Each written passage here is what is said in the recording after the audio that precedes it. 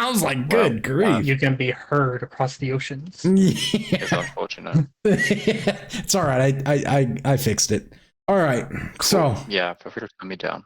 let's get started then, y'all. Yeah. So welcome everybody to an Adventures in Loxos. Tonight's going to be a different kind of session because we are missing 3 players tonight. We are missing AGTX the Dragons. We are missing Android, and we are missing Cassid 69. So we're going to have ourselves a special little one-off little adventure here that we used to actually do a lot back in the day when we were missing players. Here lately, it just seems like we kind of got out of that. And it's almost like now if we're missing anybody, we just kind of cancel the session. But because we couldn't play last week and everybody was feeling the what's the word I'm looking for? They needed their fix. So and me too, myself included. So we're gonna do ourselves just like a little one-off adventure. So let's do the introductions for who we have tonight. Starting from the top, we have Icy Hot _ 2305. And he will be playing Zoltan Heisenberg, the half drow, half human deep druid. Now, a deep druid's not your mama's druid. Nope, they don't get their druidic powers from forests and fields, blue skies and rainbows and sunny beams from heaven. Nope, they get their powers from caves and underground and the deep places. The cockles. The cockles. That's that. Yep. Stop You it. just love getting stuck on that part. Stop it. And that is Zoltan Heisenberg. He is the deep druid. Then we have, who do we have next? We have Tempest Inferno, who will be playing the halfling Otis Hirokin, who is a cleric / favored soul / champion of Obad High. And / casualty. / yeah.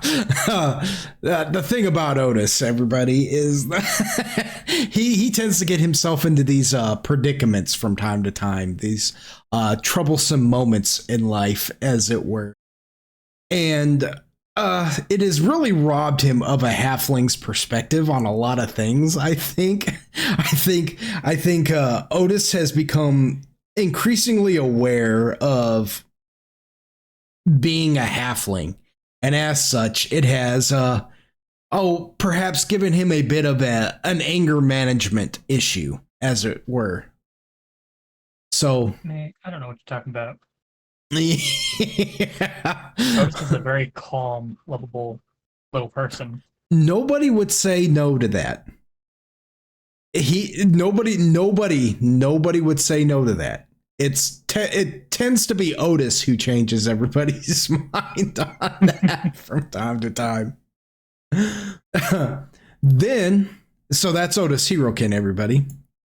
Then our last player for tonight's special session, we have Mindoc, who will be playing Mindoc, the what is he, a high elf? He's a high elf, right? Yeah. It could have really just been like the He is a full-blooded elf, but he is a high elf. He's not like yeah. Sure.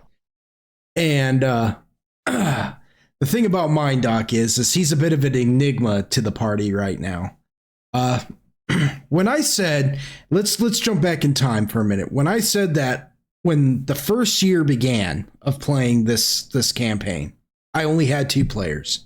One of them being Android and the other being another player that we had named Tyrone.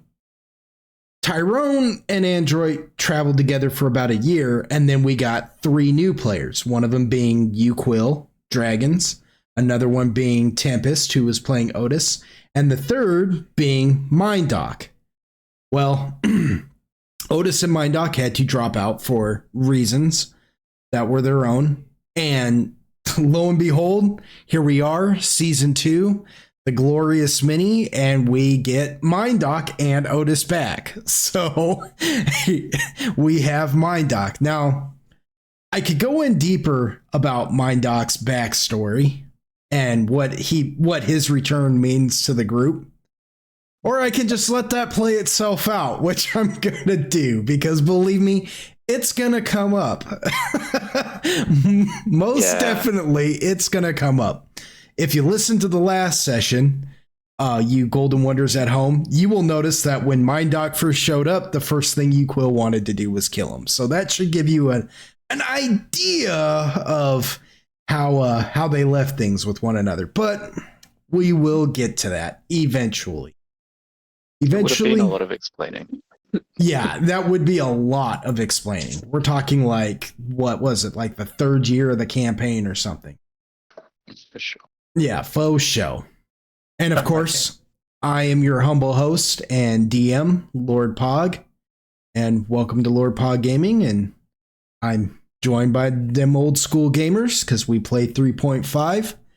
And yeah, this is Adventures in Loxos. Let's roll the intro.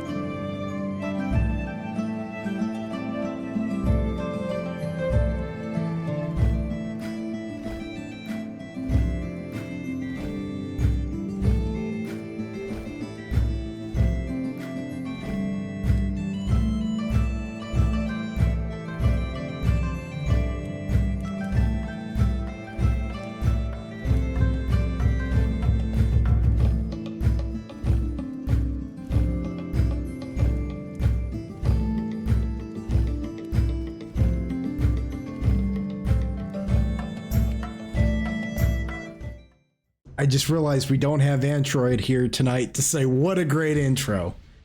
Oh, I'm sorry, I got you. What a great intro. Oh, fantastic. Never gets old. Yeah. I appreciate you trying, Otis. I do. What I'm here for. Try and fail. I appreciate you. So, let's at least recap what the party's going through right now. The group have ran into a undead phylactery, basically, known as a devourer. It is, when I say it's a phylactery, that means it is basically like a chamber in which a lich, which is like an undead necromancer, uses to store its soul in case something happens to its body. That way it doesn't actually die if killed. Liches are particularly foul, and this type of phylactery is particularly nasty. You guys have ran into it because nine times out of 10 a phylactery is just some kind of item. It's an amulet or a gem or maybe a staff or a sword, a cape, something. It's not usually some large undead beast that can cast magic and is undead, but it's also intelligent somehow. And it's just it's just been kind of a little bit of a pain in your guys' backside. And the only reason why you're down here in the underworld right now is for a few reasons. One of them is to retrieve Zoltan's lost artifact, the time frame, which looks like an hourglass that embeds itself in his chest. Another is because you struck a deal with Lord Varun, the Drow prince, as it were, to harvest this wall of gems because it can make a type of armor called ethereal shield or ethereal shell and other type of items, and it's worth some money. Plus you're also helping out these little mycetid characters known as the Lost in trying to help them find a home to live in. And you're currently at the point of trying to help them find a home to live in where you ran into this undead monstrosity. Where we last left off, Zoltan was hanging back, I believe, trying to study the thing to figure out a way to defeat it because his magic didn't seem to be working on it too well. Same thing with Mindoc, who had turned himself ethereal and moved behind it to flank it, giving you, Quill, who has charged head on to it, a better chance at fighting it. Ruckus is helping defend, and so is Solar. Ruckus being Zoltan's familiar, and Solar being Android's familiar. And Android is currently assisting Otis begin a turn check, which is something that clerics can do to the undead. They can sometimes destroy and or at least make the undead flee by brandishing their holy symbol and showing it the heavenly light, you know? The power of Christ compels you type of thing, you know? And so that is currently where we're at with and Otis was riding was on top of his Mount Cassius, his celestial griffin. So that's about where we're at. With Agargus, I think, was also aiding you guys and keeping you guys from getting smacked and destroyed while trying to do this turn check. So that's pretty much where we're at right now. The issue that you guys arises is something begins to happen. Sultan, you have never experienced this before in your life. But Otis, however, you recognize this. As you're beginning to do your turn check and pray upon your holy symbol, the holy wooden image of Obadhai, you begin to look around you and you notice this black mist begin to form around the group. Oh God. And it has been some time since you have last seen this, although maybe not as long for you as it would have been per se for the others who are familiar with this, since you have been gone for quite a while, and who's to say how long it actually has been since you've seen this black mist, but it does feel like it's been forever. As this black fog rolls over Otis, Zoltan, and Mindoc, it rolls over the three of you and engulfs you guys.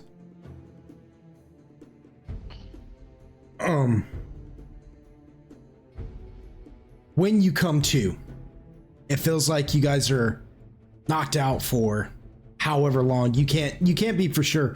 You're not even really sure what just entirely happened. And Otis, you for sure never even know if if this thing has ever really caused you to pass out, or if it's just a form of transportation that is sort of bougie, maybe like it's extra, you know, like it doesn't really need to be this grand, and yet for whatever reason this is the way it always works. Only every time this has ever happened, you've been summoned by many, and you're usually brought to some strange location, you know, whether it be like a battlefield, or the last time it happened, if you distinctly remember, Otis, you guys were in a swamp, and you had to fight your way through a swamp to stop somebody from dying. and you almost drowned. You fought a bunch of undead that were trying to drown you all. This time you're not brought to any specific location that is familiar to you. You're brought to a grand hall that looks like it's a palace of some sort, although its architecture is much sharper and more gothic. It doesn't have a friendly, comforting feel to it. You look around and everything just seems like it's dedicated to battle or the idea of it. The idea of conquest and victory. With, bloody victory, no less. Each tapestry is some kind of dedication to beheading thy enemy or trampling the weak and hurling the dead type of attitude, Suits of strange armor sit all around you guys with these large gothic stained glass windows, It is one part battle hall, one part palace hall, and the other is gothic cathedral. And clear down this hall, you see someone. You can't quite make him out, but he is quite large and he's sitting on a throne made out of wrought iron. And you can't tell if he's just so far away that you can't make him out, or if there's something that is deterring your sight, as if purposely blurring it. Mindok and Zoltan, especially, this perplexes you because you guys have those keen elven eyes, as it were, and this just seems to perplex you as to why you can't make out the detail of this one particular person. I will say that you show up without Cassius. Otis, Zoltan, you show up without Ruckus, and Mindok, you show up without Crow. Crow is not with you. Your familiars have not been invited. Well, that's not nice. Yeah. Ruckus is gonna be mad. Ruckus can get over it. What would you guys like to do?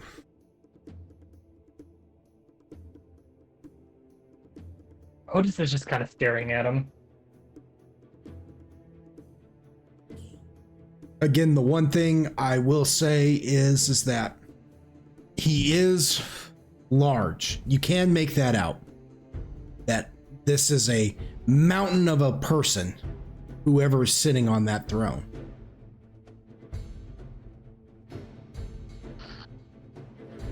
Otis is gonna look at the others, shrug, and then I guess start walking towards him. I'm not gonna speak that after. Just like, do you know what has gone on here, or are you just sort of looks back and forth like between the two of you? I do, in fact, not know what's going on. Why is this so hard? Deal with it. At that, but it sort of shrugs and then follows. All right, then I will deal with it. Like, good point. What about Zoltan? What is Zoltan thinking at this moment? I'm just walking. He's just, well, everybody else is moving. I guess I will. As you approach, you realize that the hall, it doesn't feel like you're walking down this grand hall, this throne room, as it were. It feels almost like you're just moving your feet. Your legs are going through the action, but the hall itself is shrinking on you, as if it's just bringing this person closer to you, as if you're warping, in a sense, in real time and getting to see kind of how like a portal works visually. As he comes closer, his visage seems to clear itself for your delight, as it were. Sitting there before you is a massive humanoid man. He looks like he could be human in a sense.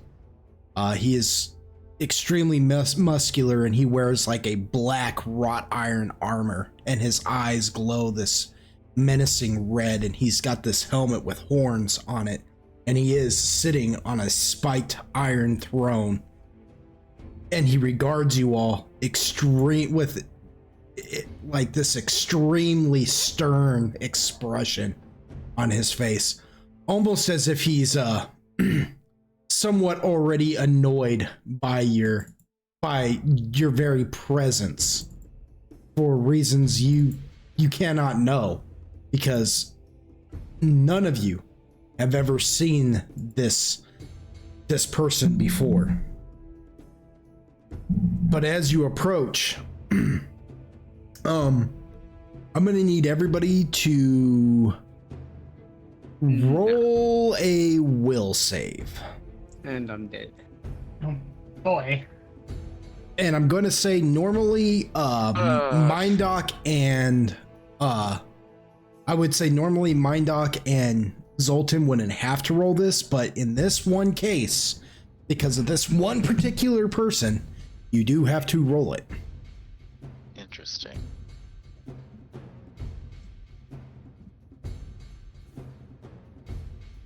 I guess do I want to fucking ask if we have extra homework?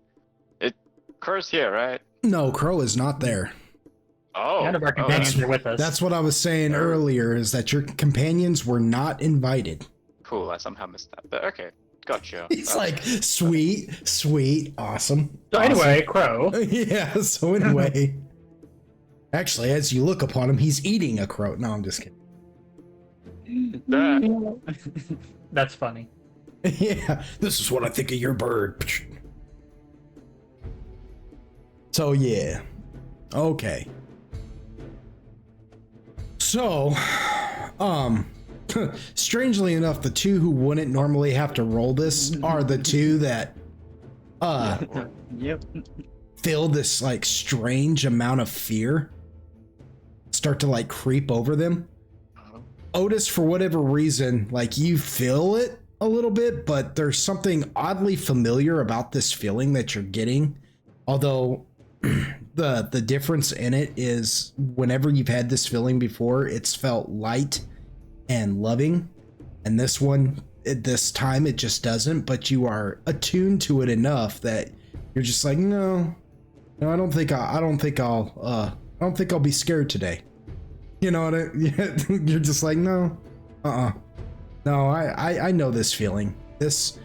And Otis, you're the first one, technically, being a cleric and to know this feeling and everything. You realize you're standing in the presence of a god. One of the gods. Yeah. This- Otis is gonna give a bow. You may also roll a religion to see That I will do. if you recognize anything about him. Now, while he's doing that, Zoltan and Mindoc. Now, it's not the kind of fear where you guys just instantly wanna run away in terror, right? Yeah. It's not that. It's just like a holy fear.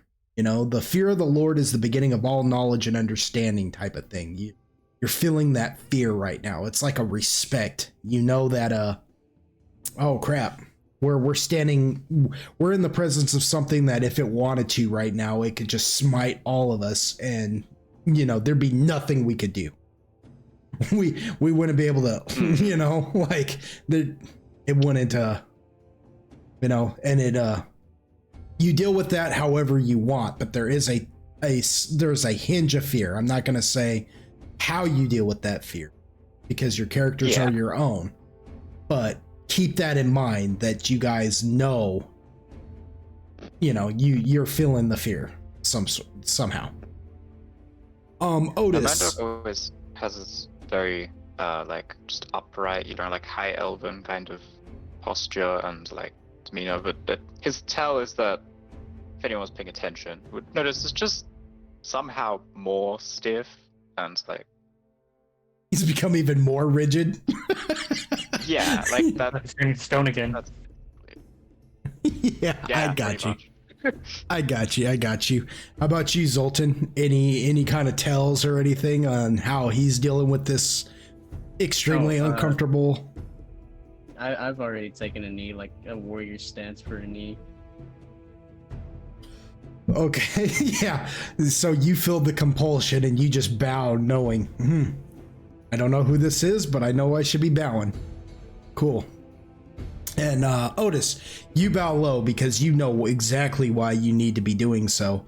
And when you lift your head up, you kind of look around and you don't see any real tells, except you do, however, see a symbol that feels familiar, but you can't quite place it. And it's of a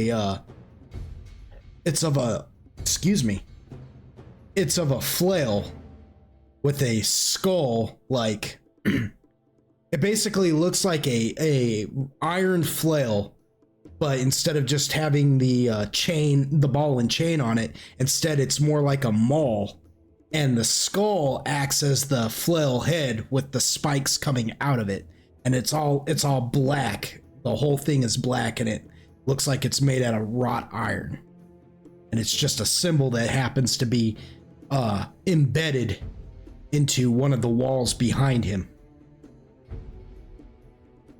And so you know that there's something important there. I'll let you roll it one more time just to see if you can pinpoint it in your head. Nope. Yeah, no. You're just kind of sitting there like, And Otis is gonna lift up from the bows like, please forgive me, for I did not do great in my studies. May I know who I am in the presence of?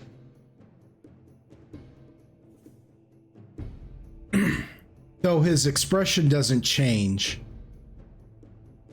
you do, for whatever reason, within the glow of his eyes, see a hint of recognition of you. I guess you could say, like, somewhat impressed as he says, well, you seem to know what I am, if not who I am. Says, I can see why Obad High made you his champion, at the very least. He says, I am the one that you have ignored for too long. You and your inglorious many. Although in my lands, we don't call you the inglorious many. We don't call you the inglorious few. We don't call you the inglorious ones, even. What you are known at... Hold on a second, there's somebody ringing my doorbell. I'll be right back. Wow. There are. Cliffhanger. You are in the presence of Cliffhanger. Yeah, actually. Fucking. Sorry about that. Oh, good. Yeah, unexpected company. Where was I? Is everybody still here? Did anybody have to get up and be like, well, while he's gone? I believe we're all here, and you were about to tell me what his name was? Yes. Okay. My mistake, y'all. So he sits there and he tells you, yes, so yada, yada, yada. You are not known as the Inglorious. You are, in my lands, you are known as the Bane of Hexter. Because while you have held audience with Hyronius, Obad High, St. Cuthbert, and even Weejazz herself took the time to meet with you, none of you came to my lands and offered me any kind of aid. For I am Hexter, the god of Black Flail, and I demand service from the legendary heroes of Siren.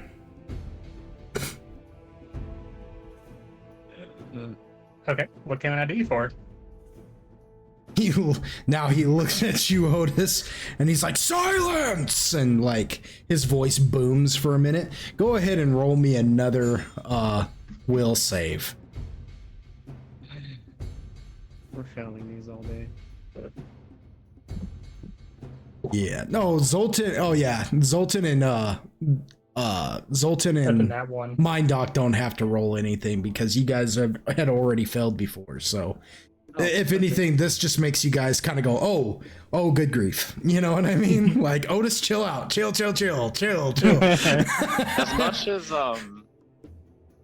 As much as anything else, though, Mind Doc is now just sort of looking at Otis like weirdly, following this, and like just sort of staring a bit at Otis, like just wondering, as if it's just thinking about you, pondering what the fuck this conversation is about, and then also glances down at his ring at the mention of WeChat.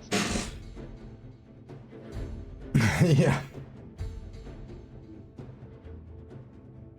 So, Otis, yeah, that's a nat one, and I mean, hoping I had like one of those inspiration dice, like a reroll or something. No.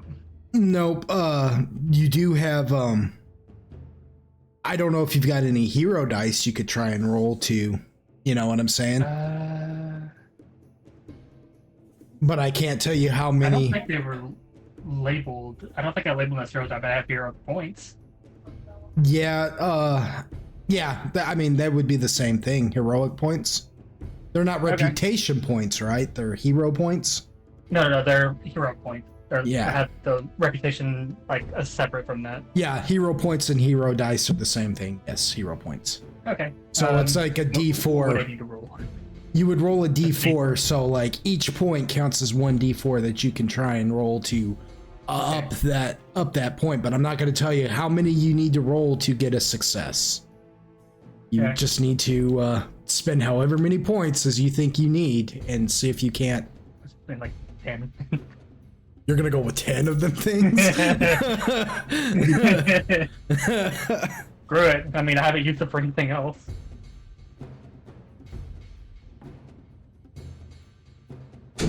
Go for it. Do what you do. So that's what, 49? Okay, fair enough. When he says that, like you feel like you're bowing, you know, and you feel yourself like kind of shake for a minute, and your body threatens to lay prostrate on the ground for a minute, and you catch yourself with your hands and push yourself back up and remain firm. And he watches you do that, you know, physically like fight the might of his wrath, as it were. And his expression finally goes from the stern to a half smile, and he says, "Worthy indeed." Says, "Very well. I summoned you three in particular because you were the three that I need for my particular problem.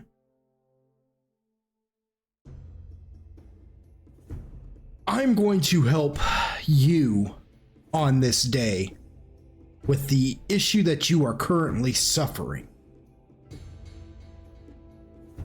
I don't know if you're aware of what it is you are facing off against, but it will kill you if you are not careful. I'm going to give you the upper hand. And when you return to your homes, on the day that I summon you again, on the day that Black Flail finally requires the aid of the inglorious few, I expect you to answer the call.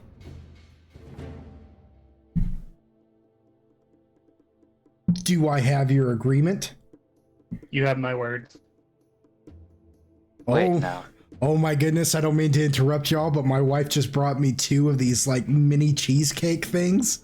And oh my gosh. Okay, you don't need to rub it in, but Yeah, shit. y'all maybe. I'm so sorry. I know I feel so bad, but I have to. Spend more my way like shit. I have to explain because there may be times where it sounds like I'm talking with a full mouth. And you guys are gonna be like, "What? He turned into Sasha Grey or what?" I'm just like, all right. Thank you, love. All right, so here we go. Okay. Food always sidetracks me. I'm a fat guy. All right. So,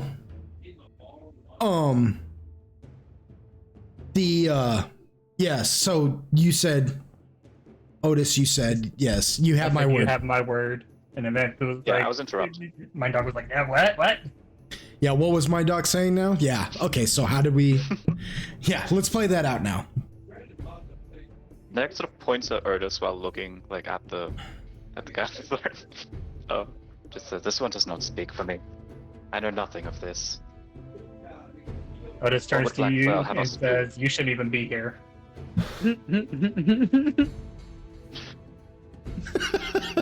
That's So it looks magic. like we're any of both in us should be here. disagreement, so I don't really care what My dog looks genuinely confused, like looks around and just says, "I don't think any of us should be here." What was Zoltan saying? No, I don't mean here, I just mean in general. Oh. That causes Zoltan to snicker. Just a little laugh. He does not want to get in trouble. It's a sneaky laugh. Exter observes all 3 of you, and he says, "Silence!" And it just. I won't make you guys roll a will on this one. It just, he's doing his force of will, and it just causes all of you to just like stop for a minute. He looks at each one of you. He says, "You will. If you want to survive, you will do as I'm asking of you in the future. For I am going to aid you now." And then he looks at you, Mind Doc, and he says, "Whether he speaks for you or not." And then he like bears into you. Just stares into your eyes like dead ass, right? And here's the thing, like, when I say he's large, I mean like he's not in like just regular human form. He's like in his large, I'm a god, he looks like a living Greek statue in the Temple of Olympus, you know what I'm saying? For sure. Like he's a massive dude, and his eyes just stare into yours, and for whatever reason you get this like sensation that he knows more than he's letting on, perhaps about you in particular. Right. But he's withholding. And he says, "The only option that you have now, High Elf, is to make these your comrades. If you want to find the answers that you seek, you will let this one," and he nods to you now, Otis, looking at you, "let this one speak for you on your behalf in this matter."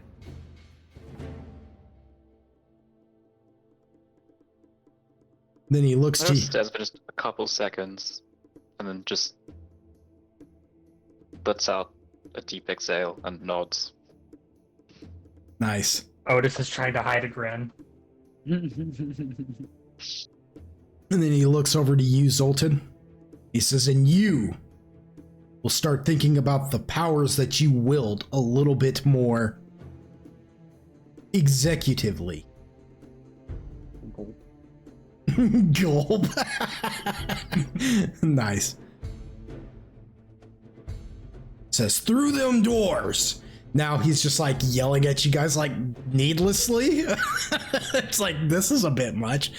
He like points past you back down the hall, and now there's like a set of double doors there that you guys did not see when you first came in, and now they just seem to be there. They're these large wrought iron doors, double doors, just closed with his symbol on each of them, in like very large, taking up almost the whole door. He says, "Through them doors lies your destiny. Go and seize it. For the necromancer whose soul you are fighting against now resides in there. Defeat him, and you will weaken your foe considerably in your fight to come. Fail here, and you will surely die. For my help does not come without blood. Succeed or fail, live or die, it is your choice.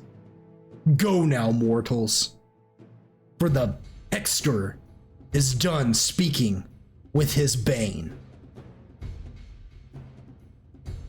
And when he does that, like he turns, like you watch him visibly turn to stone and become that of a statue before you.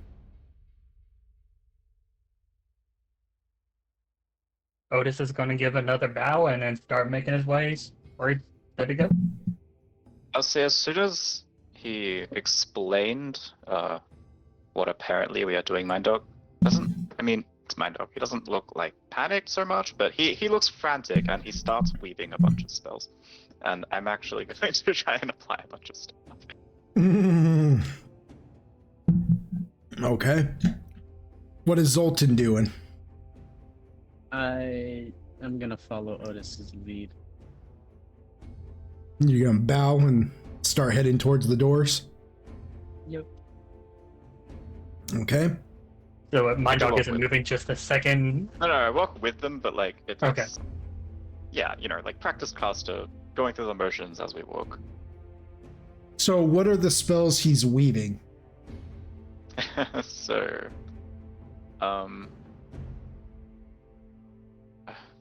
for now, I should just like to drop a. Where is it? Sorry. Like I remember what they do, and then not necessarily the name. It's always one problem with the other. No, I feel that.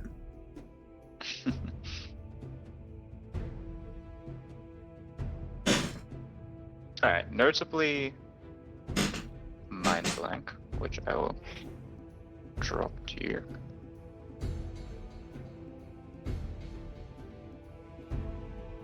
Mind blank? Yes, Mind Blank, which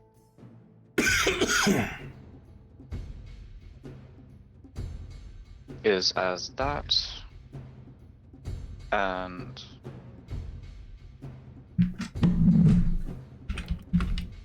also True Seeing.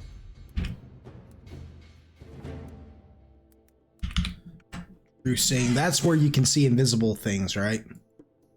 It's kind of where you see, it's like the up to version of that. It's like you see everything as it is. Oh, okay. I see. Yeah. So the subject is protected from would- all devices and spells that detect, influence, or read emotions or thoughts. Some effects as well as information gathering and divination spells or effects. Mind blank foils limited wish, miracle, and wish spells, and they are used in such a way as to affect the subject's mind or gain the information about it.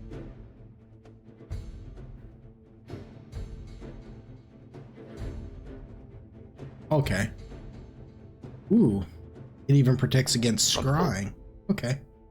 Gone full panic mode, yes. Yes, I see. And then you said True Seeing. Let me just read that one real quick just to make sure. That way I know. Yeah. It's like I could read it out, but I feel like that would be more difficult. Yeah. Yeah. I mean, somewhat. You confer on the subject the ability to see all things as they actually are. The subject sees through normal and magical darkness, notices secret doors hidden by magic, sees the exact locations of creatures or objects under blur or displacement, sees invisible creatures or subjects normally, sees through illusions, and sees the true form of polymorph, changed or transmuted things. Further, the subject can focus its vision to see into the ethereal, but not extra dimensional spaces. Okay. That's interesting. That means you can't actually see into other dimensions, but because the ethereal plane is kind of like a plane that exists within the like existence, you can see into it. Yeah. It's not an X-ray vision thing. Does not negate concealment. Things caused by a fog or something. Does not help through disguises. Creatures who are simply hiding. Or notice secret doors hidden by mundane means. Yeah, it just helps you see magical effects, basically. Spell and question, because last session sorry if this was already addressed. Last session I was in the ghost form. Is that still active? It wouldn't be for the sake of this right now. Gotcha. Because he summoned you. However, I will say that when you go back, you will return back. Everything will return back to what it was. But fair enough. We'll touch on that next session. But as it stands right now, no, you are not in your ethereal ghost form. No. Okay, so with that said, you guys. So you got True Seeing going, and you have Mind Blink going. Yes. And so you hurriedly cast those spells on yourself to aid you in this next thing, because like you said, you're kind of like in hyper panic mode. What does Mind Doc being in hyper panic mode kind of look like, if it's noticeable at all? You know? Mind Doc is very stoic, and he just has quite an unchanging kind of facial expression. Like, always keeps the same kind of not like robotic, but sort of straightforward, yet still somewhat like, natural elven grace kind of like posture and movements. But there are small things. It's just a matter of like frantic. Like, instead of his typical kind of taking his time with things, like, I'm sort of having usually it would feel like he's predicting what's going to happen and just kind of slowly going along to shape the outcome. This is more like catching up. It's like is weaving these magical signs like fast, is just blurting out these chants. It's just a lot more frantic than he typically looks. Otis, go ahead and roll me a spot check on this. Sure thing. Sure thing. Zoltan, you can roll a spot check as well, actually. Now that I'm thinking about it.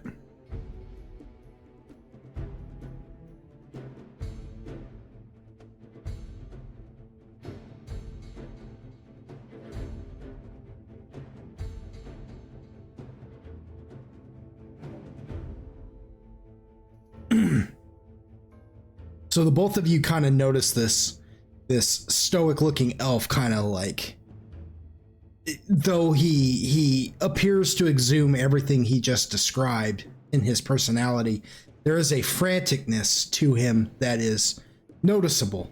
It is somewhat noticeable because you're paying attention. And Otis, you can't help but just kind of side eye Mind Doc. Oh yeah, no, I was gonna say Otis is just giving them the side eye the entire time. Like why are you here type of thing? Is that like? It's like, why are you here? What are you doing? Yeah, not like why are you here where we're standing? Like why are you here? Yeah, exactly. But Zoltan, you're just kind of watching him like with a type of curiosity, and you're actually, what you're rolling a spot on more or less is you're watching Otis side-eye Mind Doc, And it's becoming more and more clear to you that these two have a history somehow that is going unspoken for some weird reason. And that piques your curiosity a little bit as to what is the deal with this elf who's just shown up all of a sudden that seems to have Otis, Android, and Uquill hesitant. You know, they are hesitant in his presence, you know. That piques your curiosity. Otis, something about Mindoc's attitude here though strikes you as odd though. There is something odd. It feels off and you're not entirely sure what that is. You can't quite put your finger on it, but there's something off about this, about like his attitude right now. So far he just seems like Mindoc, but right now in his state there is something off about him. And you all have time to contemplate these things as you go through the doors. The door, as you come closer to the doors, again it just feels like the doors move to you more than you've moved to them. But behind you, the throne has stretched away. And as you approach the doors, they open on their own, just and you all go stepping through into darkness. And you find yourselves now, yes, back in the underworld, unfortunately. Otis is shaking a little bit. Otis is shaking a little bit. Yeah, he's not really trying to hide it though. It's like, yeah, oh fuck, why am I here again? Yeah. Please no.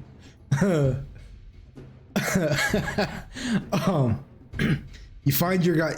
The doors have disappeared. It was like the second you went through the doors, it was like going through a portal, and now the doors are gone completely. And you guys find. Now he's trying to fight from hyperventilating.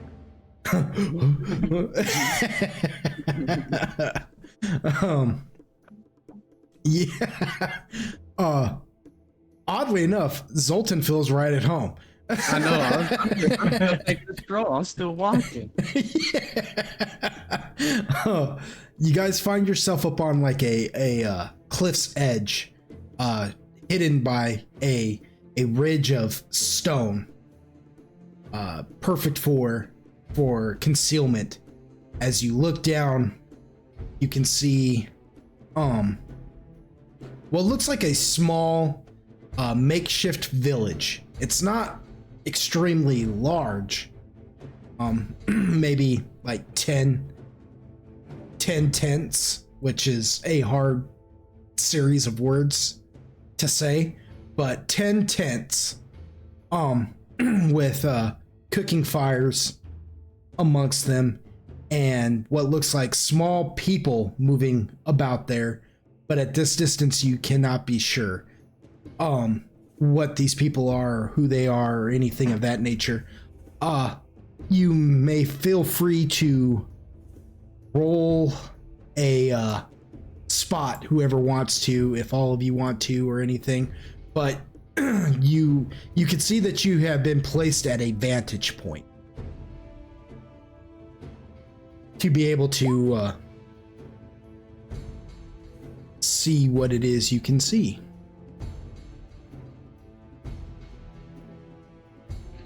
Otis, Alright, I should like to try a spot. I rolled for mine. How dare you separate me from Cora so early? Oh, you should have known. Putting it out there, not appreciated. You should have known. You can ignore my little +2 bonus that is in the notes there. I've already reduced it. Yeah. Okay, so 33 is the total. Ignore those notes. That is for me. Okay. So 33, Otis 23, Zoltan 14. Jesus, Zoltan. Dude, I'm on a roll with low and low. Yeah, you are. Well, Blind as fuck. fortunately, it is bright enough that you all can see down there, even though you are in the darkness of the underworld. The fires and the different torches and different kinds of lighting that is happening down in this encampment allows you to see somewhat better. In the case of Otis, you can make out what these people are, though you're not necessarily familiar with them. They are these blue-skinned, short. I mean, they're slightly taller than you. While you're like 4 foot, these guys are like 4.5 little little men, as it were, with pointed ears and blue skin and long and white hair and white beards, and they just got kind of like these little maniacal looks in their eyes, as it were. And again, you are not familiar with what they are. Honestly, they look like they could be halflings in a sense, except halflings can't normally grow beards, not full-on beards like that. The most a halfling can hope to grow beard-wise is maybe a little bit of peach fuzz, a little 5 o'clock shadow, but they can't grow full-on beards such as these. But they seem to be like moving things and tinkering on things and working and fashioning things of a nature. All of them seem to be busy. Some of them, they're now with the 10 tents. There is definitely more than just 10 of these guys roaming around. There is a decent amount of them, just tinkering and working away. And now some of them seem to be drinking or enjoying the revelry of a sort, but for the most part, they all seem to be bustling around and busy. Zoltan, you rolled pretty terribly, but because you can see you're the only one of the three that can see perfectly in the dark. You can at least make out what Otis is making out, but not much else. And you're missing a few of the details, maybe because you're just a little off. Maybe you're a little distracted thinking about perhaps ruckus or whatnot, but you do make out them enough that I will allow you to roll a knowledge of... Do you have a knowledge of local or geography or history? I was about to ask myself if I should be rolling a knowledge.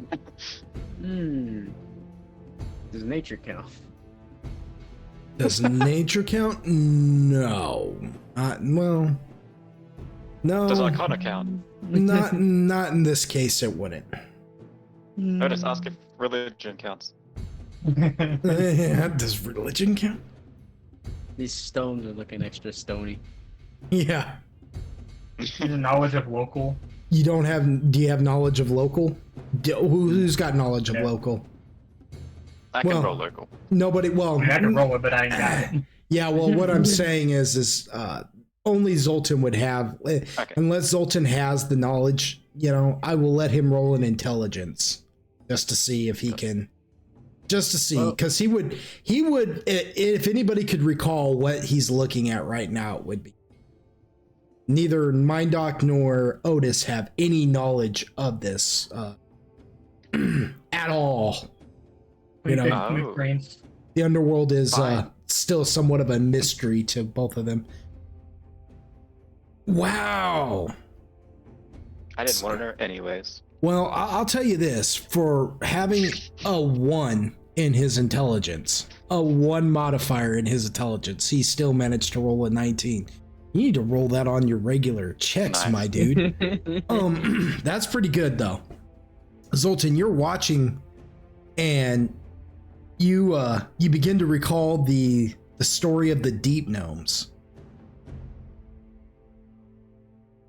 which strikes you as odd because normally the deep gnomes are known to roll with the Desmodu, who are these bat-like humanoid, who's this bat-like humanoid race who are shrewd businessmen, as it were.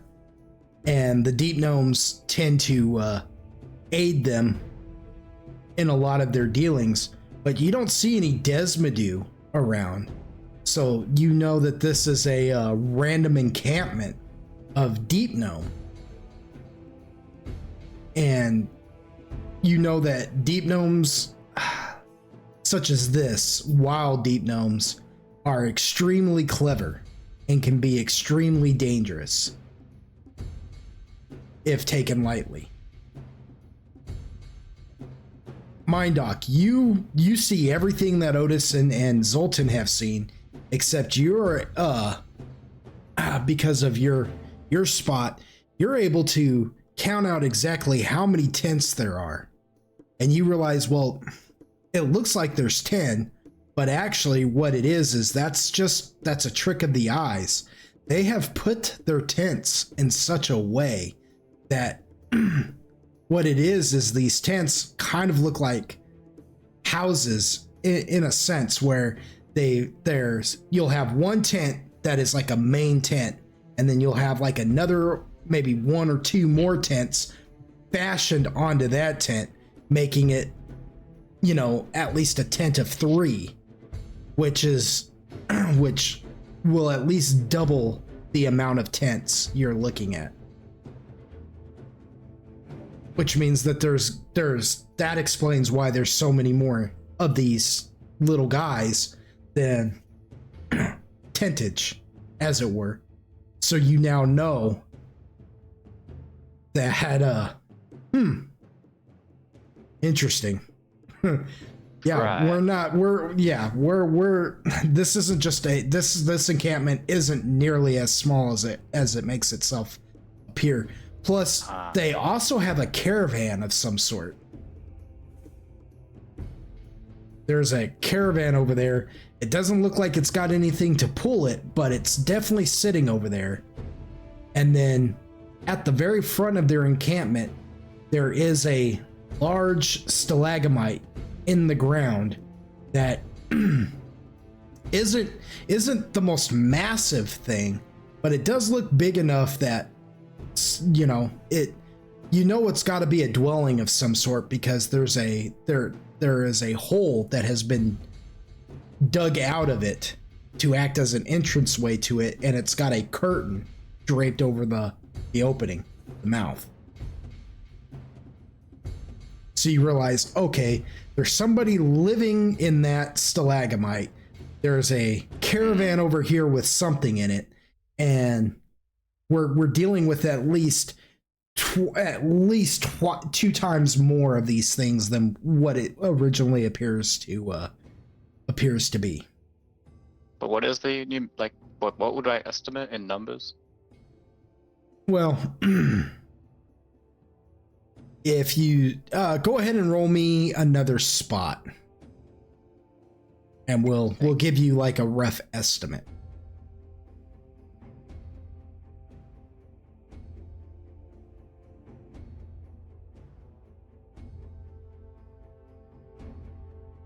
$24.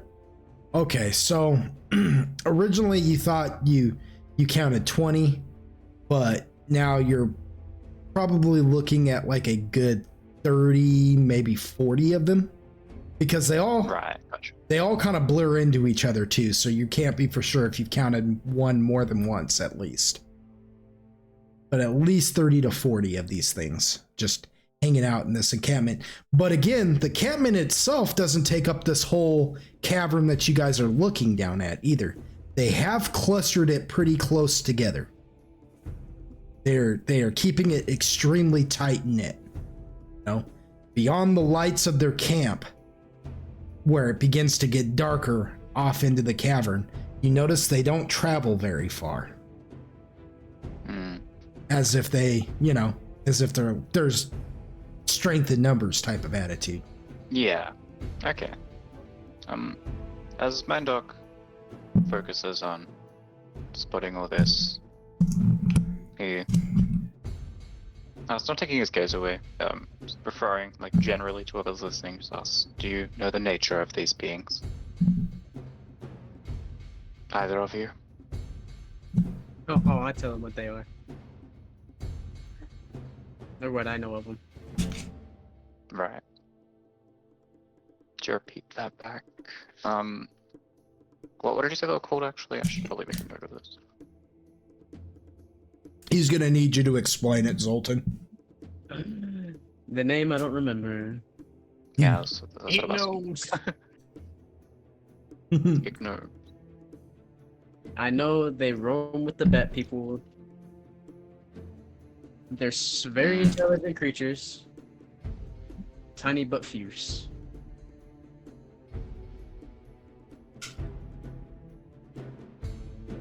Now, both Otis and Mindok, you Okay. guys have knowledge of gnomes. You've just never heard of deep gnomes. Right. Are they of concern to us?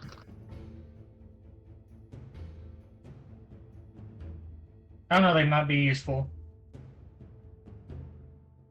If you two wish to engage in negotiation with them, then please proceed. He points out, like, the sort of points to where he's looking and like points out what he saw. Like, there's this many of them here and here that are sort of hiding their numbers by doing this. As he, like, points out the tents and such. And then he says, unless you require something from me, I will be scouting and watching from afar in case anything should go wrong. I don't think so.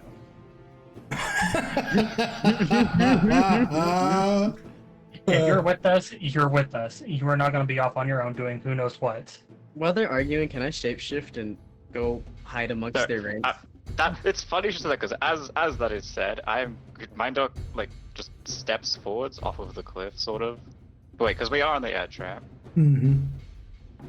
Yeah, and then bursts into a small cloud of crows.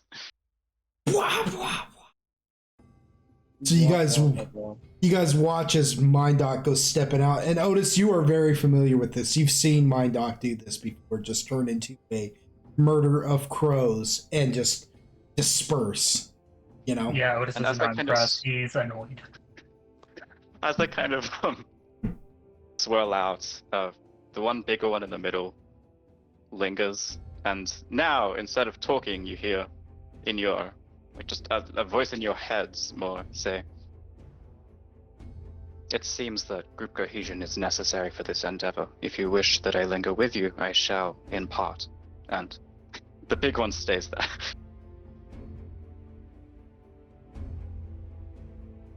Otis just rolls his eyes.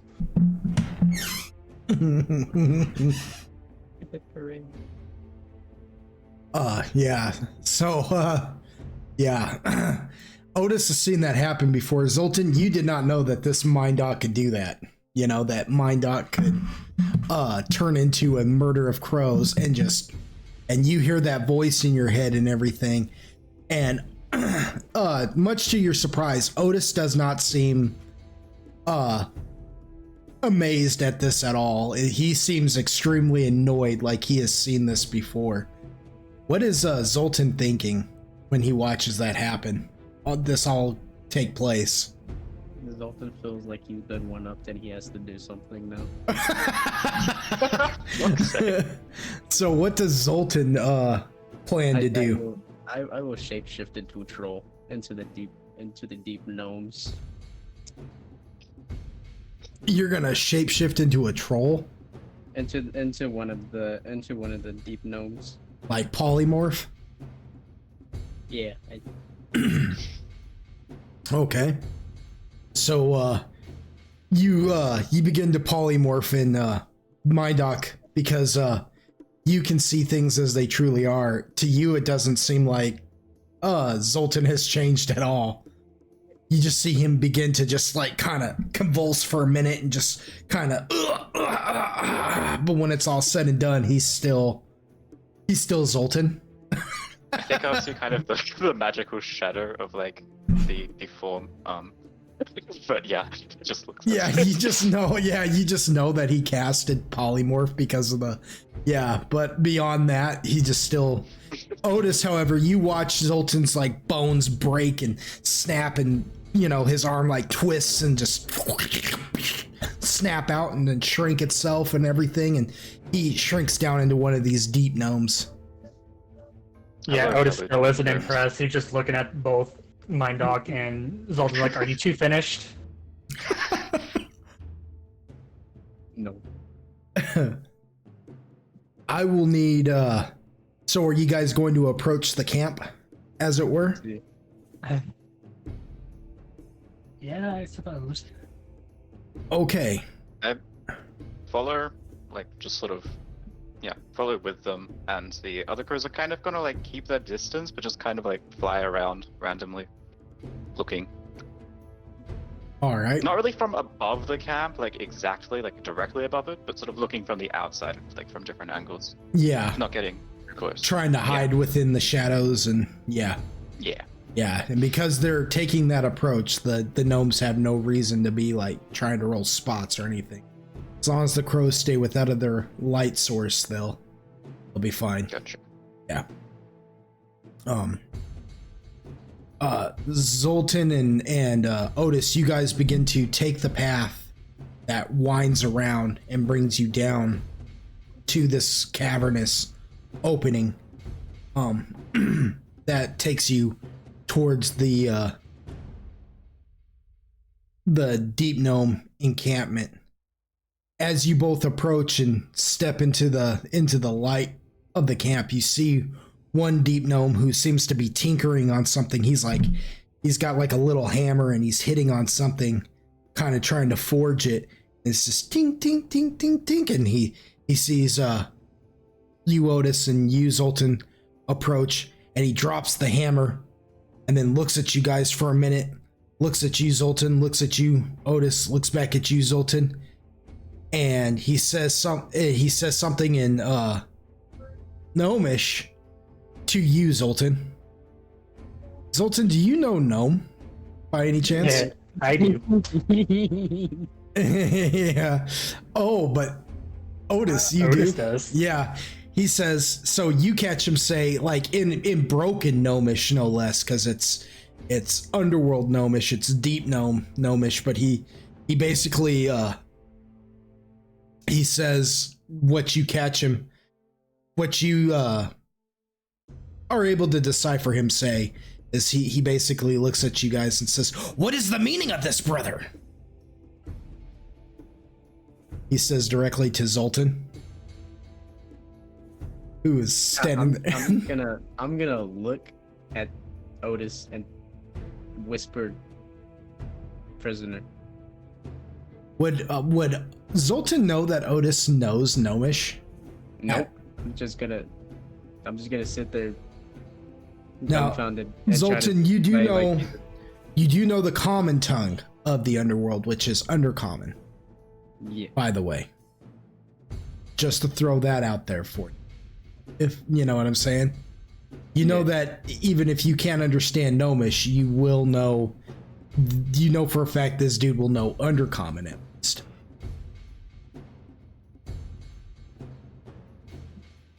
I shall speak and say he proposes do. He what? I'm gonna point to Otis and say he proposes a do. He looks at you kind of dumbfounded and says in Gnomish again. Otis is too. Like, what? Yeah. Oh, Otis doesn't know undercommon, does he? I'm gonna Nope. say at this point, I'm gonna throw out a comprehend languages actually. Oh, you're gonna. Oh, okay. So you're going to cast that. Who are you casting that on? Not me. fuck. Oh, on you. Oh, yeah. Damn. Nice. So you're just kind of sitting on Otis's shoulder at this point, or are you flying around? Or what are you doing No, exactly? kind of like flying like above them a bit. I'm gonna say I'm sort of flying like around their general area, not too far, like close enough to them, but kind of, well, like maybe perched somewhere, just kind of as like a bird would be. Okay. Like I'm not trying to hide from the gnomes. I'm just trying to, be a bird. All right. So with that said, I'm gonna have that deep gnome actually roll a spot. Second there.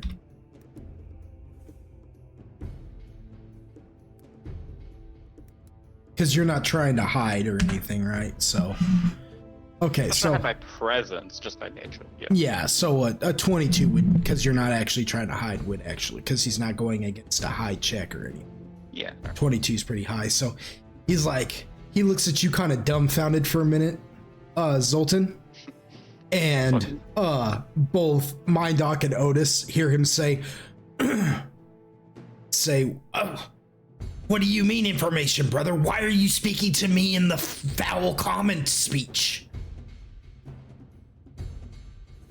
Speak Gnomish, lest they understand what you're saying to me. I'm going on a whim and saying. Otis is gonna say, "We can hear you in Gnomish." Or I can hear you in Gnomish. Sorry.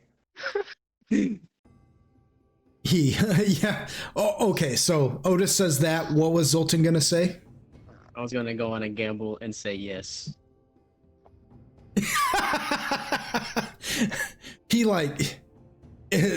says that he just says yes, like an undercommon, basically. Yeah, or an undercommon.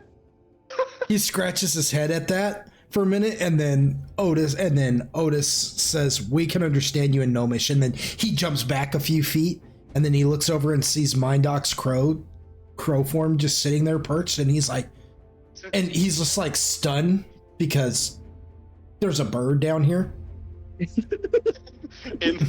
you That Does isn't. Otis see him looking at the bird? use hear into your heads. This is foolish. Shall we just remove them? Otis is gonna ignore you right now.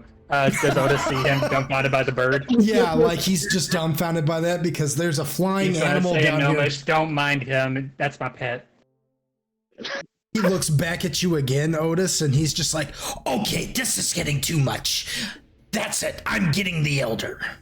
And he turns to walk away. But would Like, you he rather turns bring us to to your elder? Might get a good reward. He like stops for a minute, and slowly his head tilts back over his shoulder, and you can see like one of his yellow, dirty eyeballs just kind of widen and look at you, and he says, "What reward?" Probably more than you could ever imagine.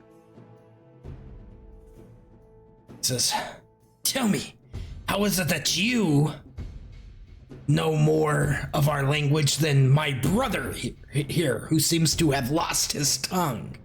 Unless there is..." Yeah, that's probably because I hit him pretty fucking hard on the head and he kind of lost a little bit of memory. Okay, roll me a bluff. Roll me a bluff. He's gonna roll a sense motive. This is where we fell because my bluff is not good. Yeah, but you're trying, and this is, oh my gosh. Yeah, it's bad. My bluff is bad. I'm just here for the ride. Yeah, even if he rolled a natural one, he would beat you. Well, Just like hit him on the head again. Just try to play it out. Yeah, so you hit Zoltan on the head again, just poof, and that freaks him out. He's like, "Deceivers!" And he goes running like into the camp. Just boom, gone. It will likely prepare forces now. It will be more difficult to remove them. I guess Yeah, I'll just sorry. walk the encampment. He starts like screeching. He's like, "We have intruders! One of our own has defiled us!" Are we next to any tent? Huh? Are we next to a tent? Yes. I'm going to propose we go inside. All right. You're allowed to play as much D&D as you like. When you go inside that tent, what are you trying to do? Like, are you attempting a hide? Is that what you're trying to do? You're like trying to go into the tent to hide? Okay.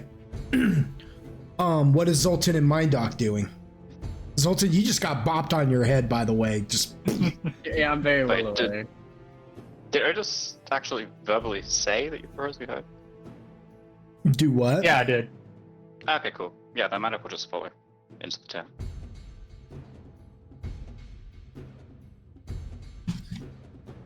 Okay, what about Zoltan? No, I'm gonna play along with Otis. I like how it's with Otis. Yeah, like Otis is kind of like low key the leader of this little band, this little group. Not a good decision. To be honest, you're the only one that knows what's going on. What the fuck I do? I just play it by ear.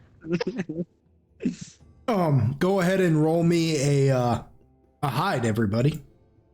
Rippery. I mean, we're just sat in the tent. Let's see. Wait a minute.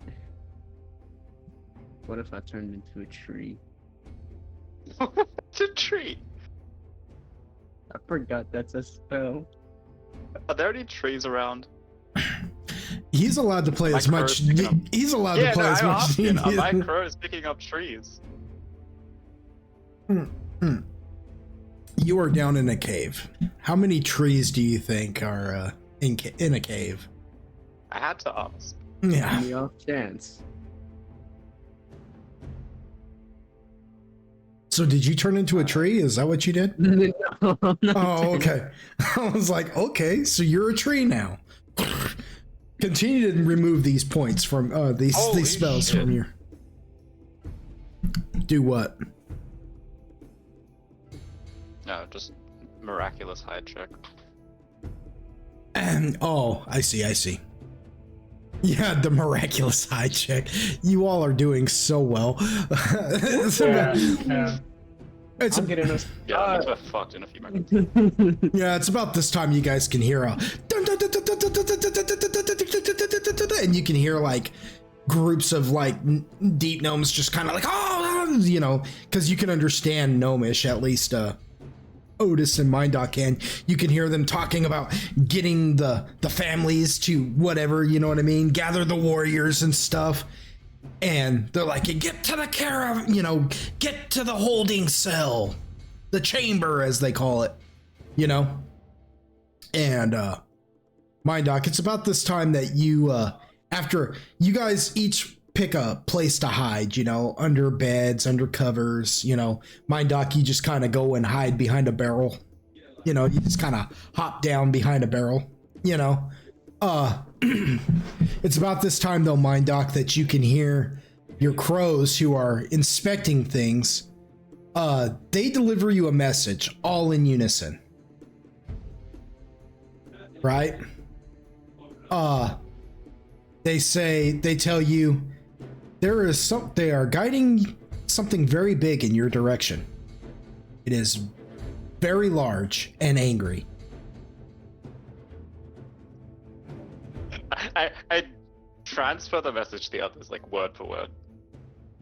Basically, like there is something coming. I don't elaborate on why I know it's big and angry. I just sort of say that things. Yeah. Yeah, Otis just says, well, this is probably where we're going to die, so. It's okay.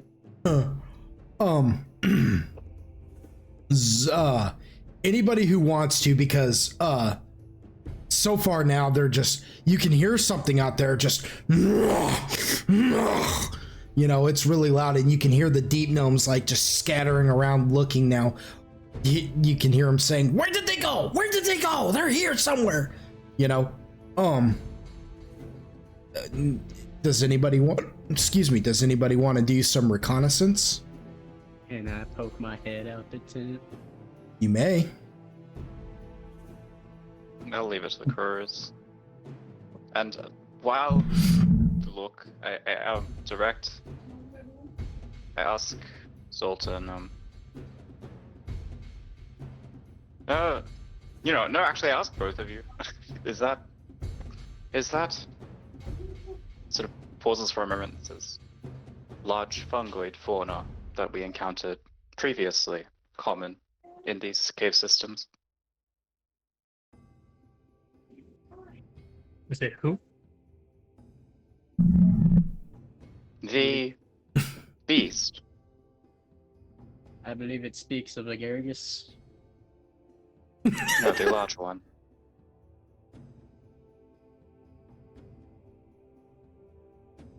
Dodd? The one that had me in its tentacle? Yes. It could very well be. It sounds similar. Hmm.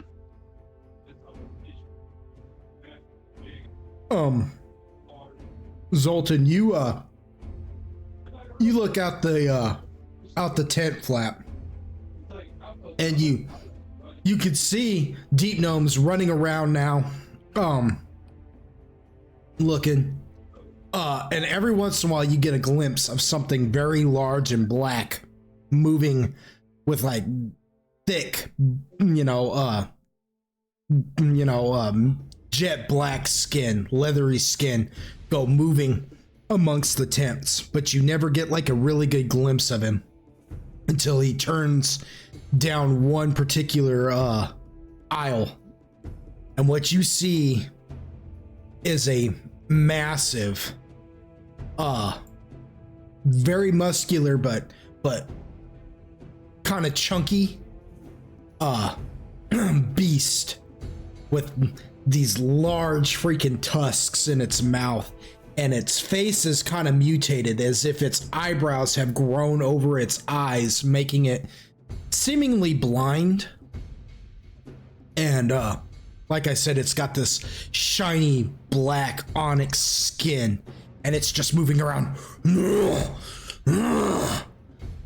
And I'm not even going to have you roll for this, because anybody who lives in the underworld knows that what the deep gnomes seem to have in their deploy is a cave troll. Rocky's mate. I mean, to give you some kind of idea of how big this thing is, the gnomes themselves probably come up to its knee, making that about half the size of Otis, coming up to maybe about its ankle. And so guys like Mindoc are probably as tall as like one of its legs. And I guess you, Wait, when you're in your... The gnomes are bigger than Otis? Yes. Yeah, by like... Oh, God. Yeah, by like 5 inches. By like 5 inches. Gnomes aren't much taller than halflings. Halflings are the smallest of all the common races, I guess you could say. Interesting. Yeah. Interesting. So, It's just Zoltan- interesting. Interesting. Fucking making fun of me and shit. Sorry.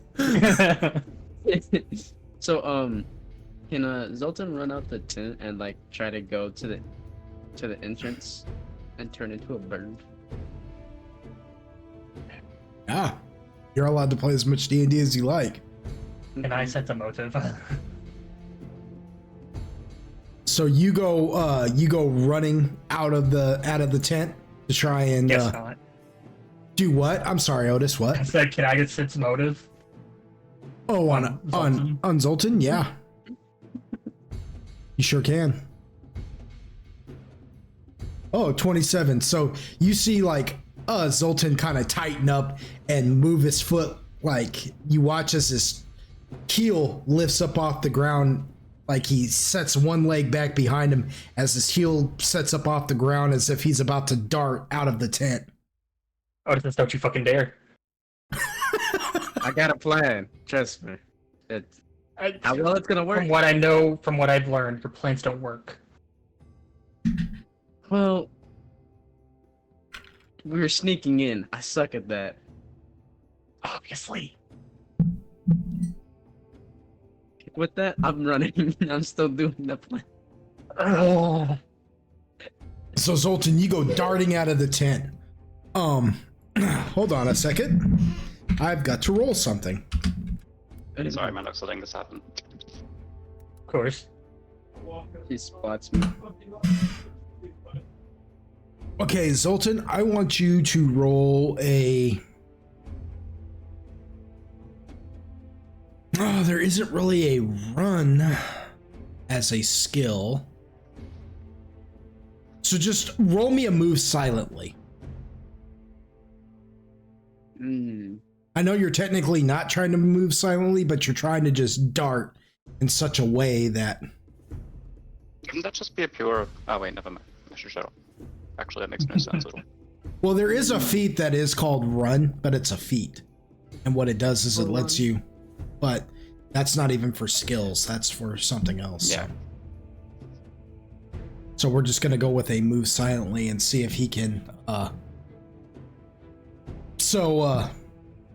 You go darting out of that tent, trying to stay out of there, and the cave troll, who is blind, doesn't see you, but you watch as his head just kind of lifts up and his ear kind of twitches, and he looks in your direction, Zoltan, and goes and goes barreling like he's gorilla running with his knuckles hitting the ground in front of him, just dragging his shorter legs in front of him as he just bipedals his way past through the tents. I mean, knocking tents over and everything. Mind Doc and Otis, roll me a hide. I suppose. At this point, I'm still gonna try and be subtle, in quotation marks, about it. So I'll roll a hide, but I'm assuming it'll affect the outcome, because I'm going to fly up. I'm not staying within reach. Yeah, I was actually going to cast something too. Okay, go for it. Do whatever it is you want to do. Well, I was just giving you the hide as an option. Yeah. You guys are allowed to play as much. Otis is going to go to the Damn. tent opening and just kind of take a peek out, see where the troll is, and when he gets close enough to run by, I want to cast Stone Shape and basically open up a hole underneath them. Nice. Using Okay. Silent Spell. Okay. Fair enough. So Otis, you go running over there and you see that thing just come barreling your guys' way. And Mindoc, you go out from underneath one of the flaps of the tent and go flying up into the air. And that 23, as you're flying away, right? Well, you know what I'll do? I'm gonna roll one more thing, because I know it noticed Zoltan, but let's just see if it actually noticed. Silent as an owl. Ooh, Yeah, it doesn't. It doesn't.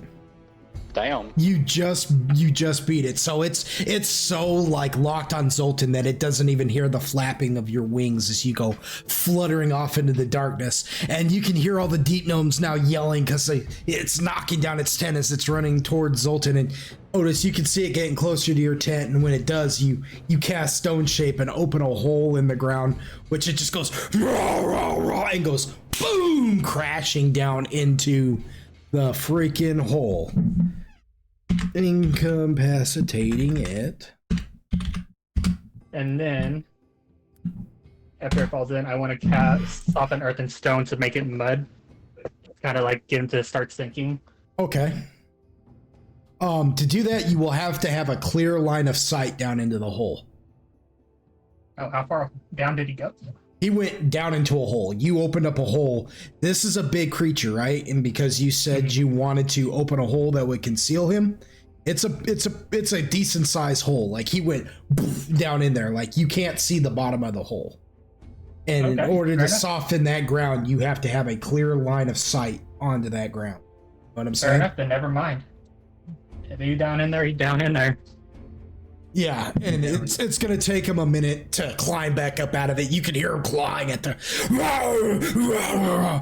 and the deep gnomes are just the deep gnomes just go running over to the to the hole, just speaking in their language, you know, that's what it sounds like to Zoltan, but to you guys, you could just hear him going, what is, by Loth's tit, what is happening here? You know, like they're they're just completely flabbergasted, you know. Zoltan, this buys you enough time to run away and polymorph into a bird and flutter off as you wanted to do. So everybody has bought themselves some time now. What do you guys want to do? Well, I'm still in a tent. Next thing I'd like to do is cast Airwalk. Airwalk? Okay. Wait, to be clear, the muttering, the telepathy that I get it in that form, it doesn't bypass language barriers, does it? What do you mean? So, you know, in the crow form, I can, like, speak into people's heads, but that doesn't bypass, like, language barriers, right? Like, it's still... Yeah, no, yeah. Right. They have to understand you. And you did comprehend language, but you didn't do tongues. Yeah. I'll cast tongues now, and... I mean, I guess that will be my current action. I wanted to follow up with something, though, when I have a moment. Okay. Otis, do you just like slip out from underneath the tent and go air walking up into the air to get away? Is that what you do? I'm probably gonna be stupid. But I'm gonna open up I'm gonna assume that the hole is directly in front of the tent. It's not directly in front of the tent. It's probably like 20 feet away from the tent. That's why you couldn't see like down into it. Okay, fair enough. Wait, so are you approaching it?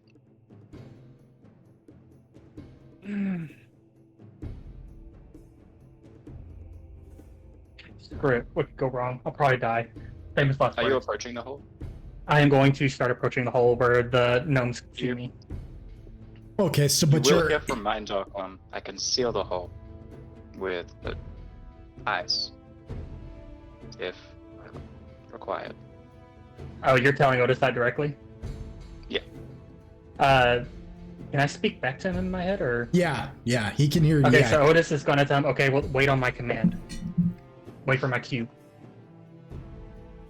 Shall it be lethal or a barrier? Do what? He asks, shall it be lethal or simply a barrier? You decide. I'll let you be the judge on that. Oh, no. You know what? Cool. You have fun with it. While this is going on, what was Zoltan's plan, by the way? Oh, well, they dumbfounded my plan. Well, yeah, but you don't know that. You don't know that. Ah, that is true. I Yeah. was gonna fly above the troll and turn into an elemental if I wanted. Okay. So you guys are having this discussion, and Zoltan goes, you guys watch as Zoltan's bird goes flying over this hole with the troll in it, and all these little these little deep gnomes standing over the hole, like trying their best to try and help it out, but like one of them gets too close to the hole, and the troll just reaches out of the hole and grabs the gnome and pulls it down in there and bites his head off and slaps it against the wall, and they're just like, they all back up like, you know, and then you just see Zoltan's bird go floating over the hole. And what elemental do you turn into there, Zoltan?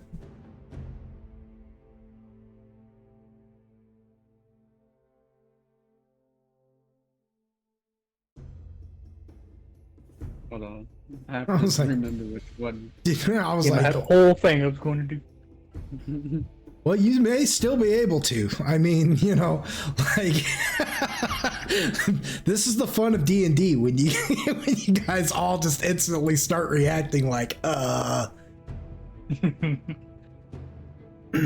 For all you Golden Wonders out there too, keep in mind, because it's been a while since we talked about this, but Zoltan has the ability to turn into what is called deep elementals. They are not your regular elementals. They are elementals that are combinations of different kinds of elementals because of the kind of nature he draws from. So it could be any one of the 4 that he has the ability to turn into.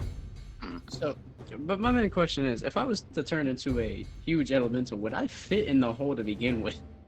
Well, the troll itself is large, and Otis had to make a hole big enough to trap it with, so he would have had to go up one size. So it would be a huge hole. Yeah, I mean, some of the tents themselves just kind of toppled into this hole itself. I mean, it's become a whole ruckus of things.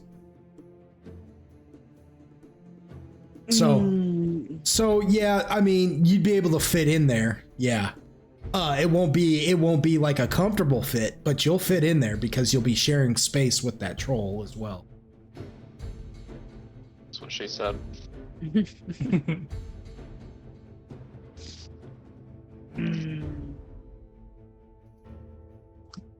I'm gonna go with my magma ball and just turn into a straight ball and just dive bomb. So, the magma elemental is basically it is like part lava rock, part magma, part fire, basically. Elemental. That is, and you're going with the huge size, I assume. Oh yeah, we're gonna try to kill it. Yeah, where his arms are longer than his legs, and his legs sometimes just tuck up underneath of him, and he can basically just ball himself up and become a rolling ball of destruction. And that's what he does. He just goes floating over there, and then you guys watch as Zoltan's polymorph just ends, and you watch as fire and lava rock and magma just encircle his body, and he becomes this large ball, cycloptic magma ball, and it just boom, cannonballs down into that hole. Just Otis, you've seen this form already. Zoltan pulled this form once already when you guys were fighting the huge Woojin and or the gargantuan Woojin, and you just watch as he just boom goes boom dive balling into that hole, which causes like a shockwave that knocks all the gnomes back. All the deep gnomes just go falling back like, oh, with some fire and flame. Now I imagine that's an attack you're pulling on that cave troll then, isn't it? Are you like trying to kind of do like that rolling ball attack that you can do? Power roll? Yeah. Okay. I don't remember how that one works. Do you actually have to roll an attack for that, or do you It just says it is an improved bull rush. It does not actually show me. Oh, let me look at it real quick. If successful, it does 2d12 plus 8 fire damage. It's an improved bull rush. So if it does, it'll hurt him. Okay, so you just have to do you have to roll for an improved bull rush. Bull rush 23. Well, let me tell you how it works real quick so you know what to roll exactly for said rush. Because an improved bull rush just basically means it doesn't leave you for an attack of opportunity. That's all that it does. Initiating a bull rush.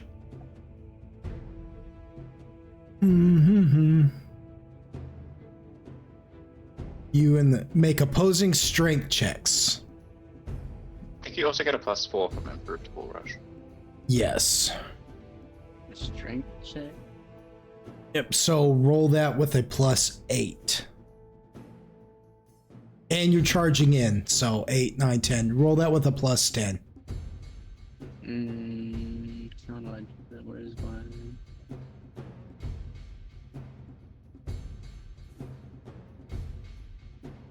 Strength is a 26.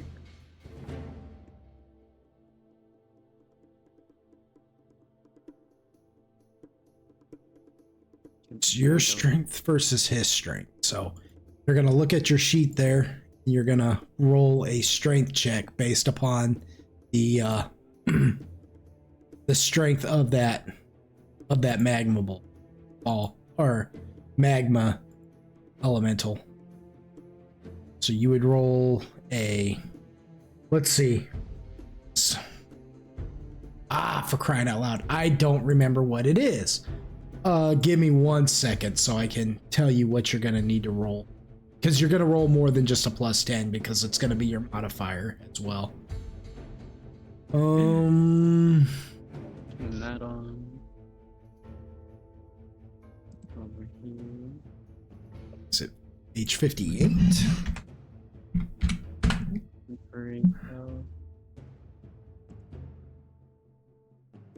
Because that's all classes.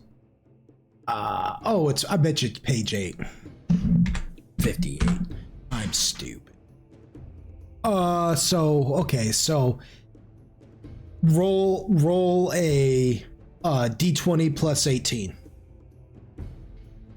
is what you're gonna roll. Set it. D20 plus 18? Yep. I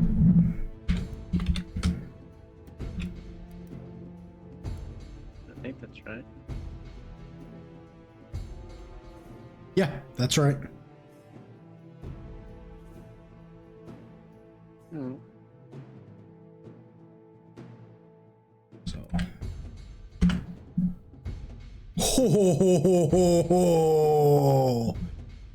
Oh, nice.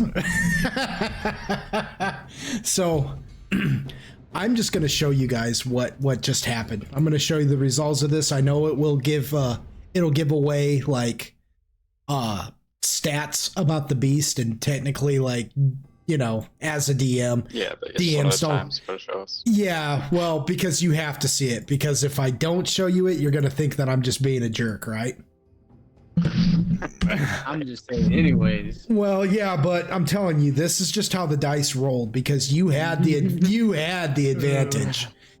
had the advantage, and look at what that roll came out to. You literally rolled a 29, and he rolled a 30. He beat you by 1. Zoltan. Oh God, I love D&D so much. So, Zoltan, you come barreling down towards him and crash down in, which knocks all the deep gnomes back and everything. And you go barreling down in like, haha, I got you. And then you feel 2 strong hands grip on you. And you've got all that momentum going down, and all of a sudden you just feel like an abrupt stop. And you hear something. The snort of nostrils just go, and you get lifted back up with strength that you didn't think was even imaginable. And this thing just picks you up, and it's just looking around because it's blind and it doesn't know. It just knows it's holding, you up in the air, and and it throws you back up out of the hole. I'm gonna roll a percentage dice on something here. 1d100. So who's getting? No, nope. Do what? Curtis helpfully hears Mando state. That wasn't me, it was the other one. Otis responds, I know. So Otis, you're like airwalking, trying to watch all this happen, and then suddenly you see this big ball of flame come hurtling in your direction, as the cave troll has literally caught Zoltan and thrown him out. Go ahead and roll me a reflex. Damn it, Zoltan. It would have been a dope plan if it worked. That's all I'm saying. Yeah, it would have. It would have. No, that was fair. Yeah, fair. Totally. Otis, you managed to just dodge out of the way just in time as Zoltan goes flying, and Zoltan, you go flying away from the camp and boom, hit the side of the rock wall where the ledge originally where you guys had walked down from. Doing. No. Yeah. Oh yeah.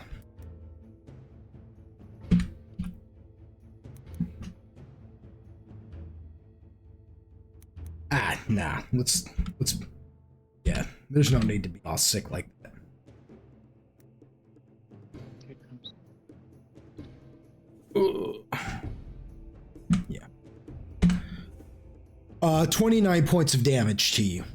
Just bam! We got another run. Run it back. Yeah. But that is only to your magma form. That's not to your actual form.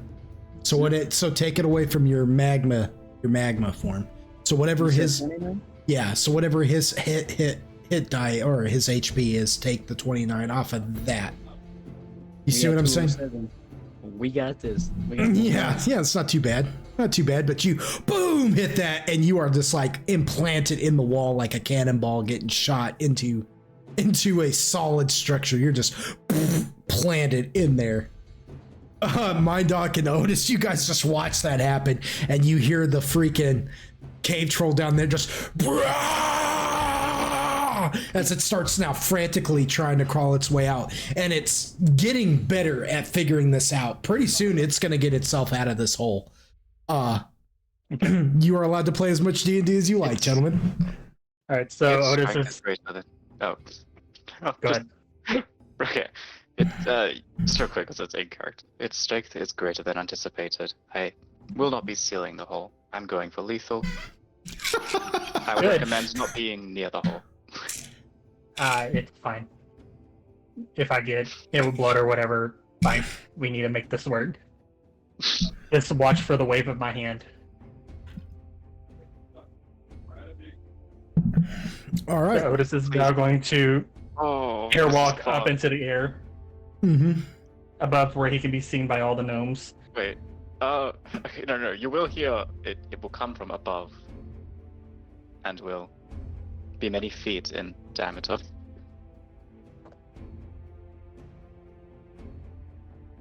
So don't stand above directly the hole.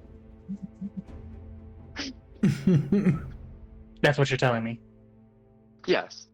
Okay. In fact, go away from it. I will stand a little bit of ways. The deep gnomes are like trying to get up. They got all knocked down and they're like attempting to get back up and everything.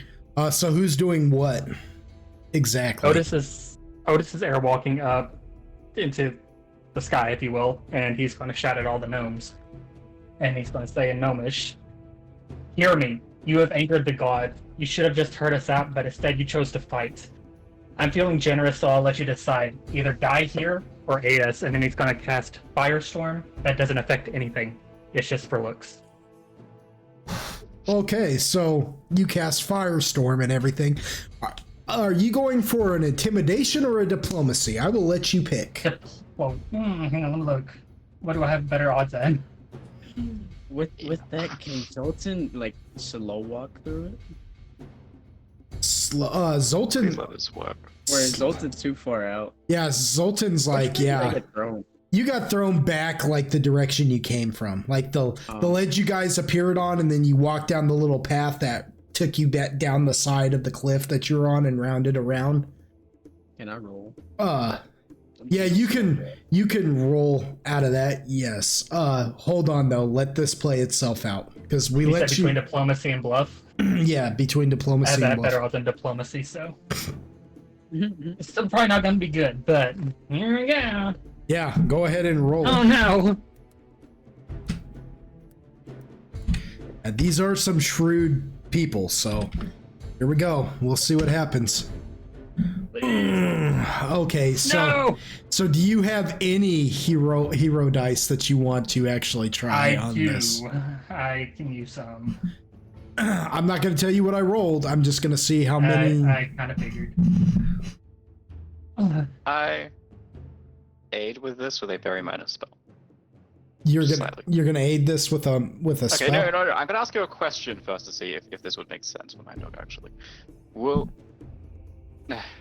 Are there any in Emmerhold? Are there any like kind of known, like, kind of like dangerous, like be scared of me deities? Afraid of deities? No, are there any like known deities that people, generally inspire fear that Mindok would be aware of culturally? In roll a religion. Okay. I was also specifically saying like kind of Emma-hold, like where they're from, but yes. Yeah. Let's see, religion. Yeah, don't worry about that. Just roll a religion. Okay. Yeah. Don't worry about the location. Just Sure. Fuck. Okay. okay. Yeah. So you get to thinking about it, and you're like, what would things like this be afraid of? Maybe they're from Emerald, maybe they're not. Blah blah blah. And you're like, and you get to thinking about religions and the different religions you've read about and stuff, and you're like, well, there is one particularly nasty god that you know for a fact his visage will scare anybody, and that is Neril, the god of death.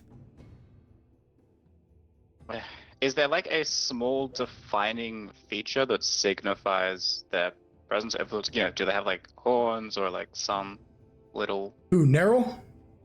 Neril is known to look, well, I mean, Neril can sometimes appear to look just like the Grim Reaper.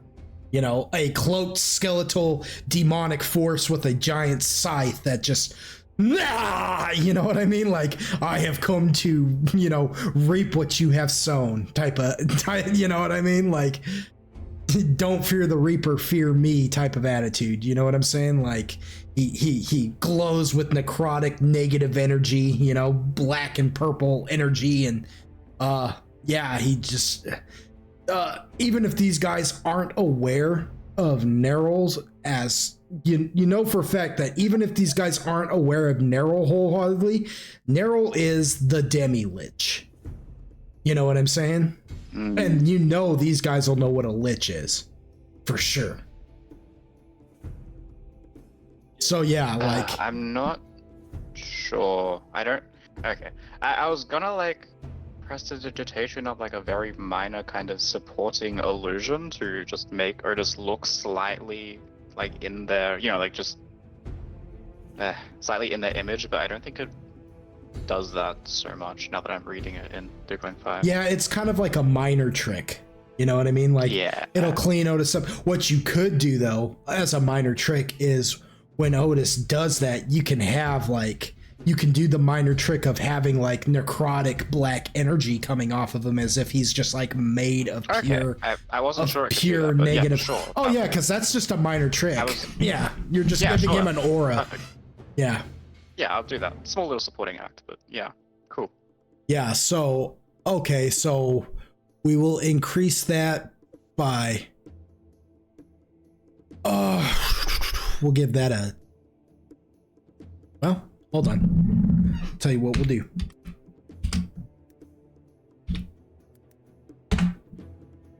Okay, so that's wow. Okay, so that'll give Otis's roll an extra 10. So Otis, you're sitting at a 21 right now. All right, I'm using another 10 heroic points. Another 10 heroic points? Yep. Okay, roll them. So 20, what did I say, 21, right? Mm-hmm. 21. 47. Yeah, 47. Okay, you beat them. All right. You beat them because they did a sense motive and they had a 34. Okay. So they smoked you on that. But yeah. Yeah. So after that, Otis is like ready mind dock and then reach to the sky and just pull his arm down. Do what now? Oh. Or the thing that mind dock wanted to do. You're still doing it. Okay. Yep. Oh, okay. You gotta make sure they understand. Yeah, so they all freak out. They're like looking up at you like, oh my god, it's a demi-lich, you know what I mean? And like you even hear them start saying that. And you hear them say, another lich! Another lich! And one of them like shakingly looks at like a small boy and he says, tell the master! And the boy just, like he does one of those moves where like he's running in place for a minute and his arms are like pumping and he's looking like he's about to like hit the gritty, and then he just takes off running like just towards the stalagmite that you had noticed earlier, Mind Doc. How wide is this? Oh, right, yeah. How wide is this hole? About, like in feet? Oh, we'll say because it had to be, because he's large, it had to become huge. So we'll say it's probably about 30 feet in diameter. Okay. Cool. I think that's fine. I'm looking at. This is what I'm dropping on it, but like I think that'll fit because it's a 60-foot radius, but it's a 60-foot radius because it spreads out after it shatters. Mm-hmm. Okay, but you're dropping it down into this hole, so when it shatters, it'll just hit the whole side, the walls of the hole. Is what you're saying? Right. It shouldn't spread out and like fuck up all the gnomes. Is what I'm saying. Okay. Ideally. So you guys are working to try and save these gnomes in a weird sort of way. Like there's a type of like I would say in my case, it's more of a consequence of it being in the hole. Yeah, right. As a player, I don't want to do this. I don't think Mind Dog cares. With Otis, it's a sense of I don't really want to kill these guys. I think they're just misled. Yeah, I get you. Yeah, so they're freaking out though. They're like all like hitting the ground, and some of them are jumping into tents and stuff. Like they're scattering anyways. Like, oh no, we got another lich, you know. And then there's like, but you could tell the more warrioristic ones, even though they're freaked out, they kind of start like chanting a little bit. They're like, lich, lich. Lich battle, you know? And then they kind of spread out, and they're just, one of them goes and gets a drum and just starts banging it. And Mindoc, go ahead and cast your spell.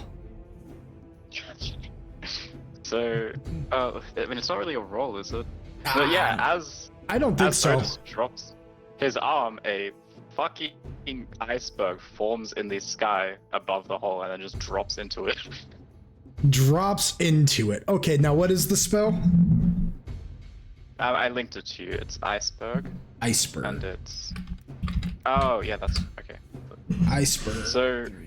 5 spell. Well, I just want to see something here. Yeah. Just for the sake of my curiosity, I want to kind of see... I know you have just got things off, so whenever I say a spell, I'm linking it to you in PMs, just so you know. Oh, okay. Well, then I'll just look at that, because that'll be a lot easier. Why did I do this? Okay, here. I don't know. Why did you? I don't know. I was talking about something else completely, and it just kind of worked out that way. Like it just sort of went to that degree of things. You know, I guess. It's okay. It's okay. Iceberg. Okay. I guess I am rolling damage, actually. Well, yeah, you may be rolling damage, but I want to see if there's any kind of tomfoolery that I can pull off with this. Just because you know me, right? Saving throw none or reflex half, so he can roll a reflex. Ain't gonna really do him much. When he has single iceberg shatter, solid size block, elephant sized block. So yes, it's about the size of this thing. Within 20 feet. No, see, it shatters into elephant-sized blocks. Oh, jeez. Within 20 feet, center beneath. The iceberg takes... Okay, so it would take 20 d6 points of crushing damage? Yeah. On him, right? Mm-hmm. The initial... Oh, good God. Okay, there's really... I'm gonna roll the reflex. Do I roll the reflex? Yeah, I'm gonna roll the reflex, and that's what I'm gonna do. I'm gonna be fair about this and just say he rolls a reflex, since it does give me the reflex, and I'm not gonna have him do like what I did with Zoltan with the opposing check and try to it's none or reflex half. I think the reflex is typically for if you're not within 20 feet. Oh. Yeah, so 20 feet, no save, and then between 20 and 40 feet is entitled to a reflex save. Oh, but, I see.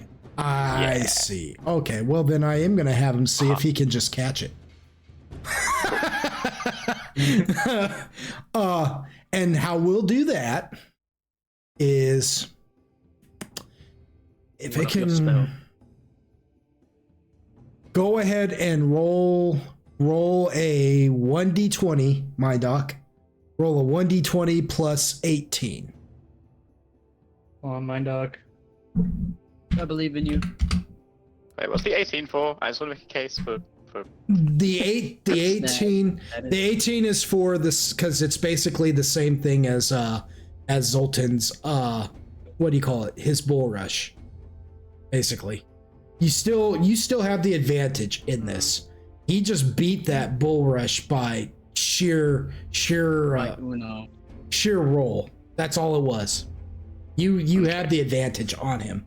I'm not screwing you in any way, shape, or form. Yeah, I showed you guys the roll. Like, Zoltan should have won that. I just really love D&D and how it just says, you know what we're gonna do. The plans. And I'll even tell you what he rolled just now. He rolled a 21. He rolled a 9. Yeah. So I've already rolled. Oh, what did you roll? If I keep throwing shit at it, eventually something. 33. Oh, oh yeah, I see it. It's right above it. Yeah, I see it above it. I didn't realize you had already rolled. For whatever reason, I don't even get the whoop prompts from this, but I think it's because I turned those off to you. All right, so he goes to try and catch that too. Like, he sees it come falling on him, and he tries, like, the second it falls on him, he tries to like catch it, but it's ice and it's slick and it's cold, and it just boom crushes him into the ground. And go ahead and roll your 20 d6. I seen that. Yeah. Right. Go ahead and roll your 20 d6 on him. 16. Nice. Good grief! Like it. Yeah, it just boom slams down into him and breaks apart, hitting the walls. And oddly enough, it hits the walls. But because there's really nowhere for it to go, it just comes bouncing right back into him, battering him some more. Which would, let's see if I'm seeing that correctly, which, what happened to it? Where did you go? So if it hits him again, right, it does what for the elephant-sized blocks? Middle takes 20. I don't know if it would typically hit again. I mean, I don't know the situation. Like, I guess it's in a hole. It's not really. Between 40 and 6 creatures. On the outermost section must be struck by flying debris for 10 d6 points of damage. So do 10 d6 points of damage, an additional 10 d6 points of damage. He does get a reflex save for that, mind you. Apparently, I don't know if that applies in a hole. Where is he gonna? Yeah, where is he? That's what I'm saying. Where's he gonna reflex to? Like, I'm being fair. If I could reflex out of it, take my word for it, I would. I would reflex him out of that. Yeah. There is something I need to do here. So we had what? 69. Right? It was 69. Yeah, he's buried in snow. Like it. I'm not entirely worried about that. You know what I'm saying? Gotcha. It's cold, yes, but I mean they're also in the underworld. Oh, so, not damage-wise, just like stuckness-wise. But yeah, for sure. Yeah, like he's not really tripping on that per se. And 28. Okay, so.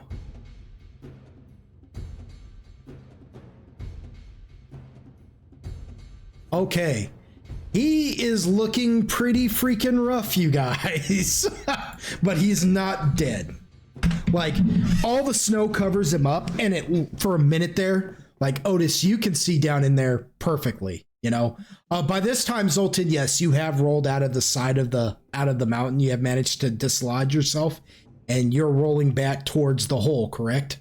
Or rolling back towards the camp, or what are you doing? Yeah, I'm coming back. Okay, I'm just like, I got bitched. You're rolling back there. It was a valiant effort, though. That really should have worked. I feel really bad because that was brilliant on your part. Yeah, it is. No, I really do feel bad. It's just funny. I love D&D when it does this kind of stuff.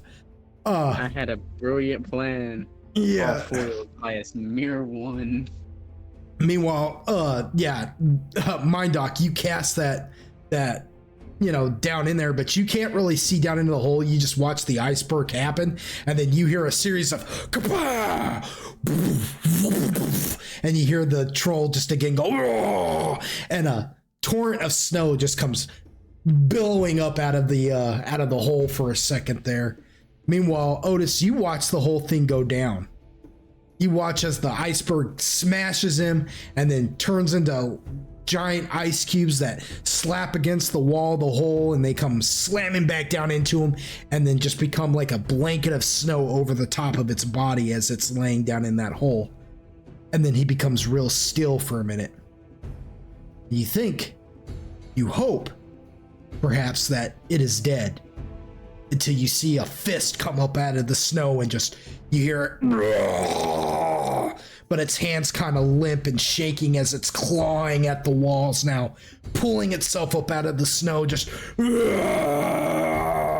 it's all bloody and just effed up now. Like its head is in like weird, its head's been crushed into weird angles and stuff. And you think to yourself, by Obod High, how thick is that thing's skull? You know what I mean?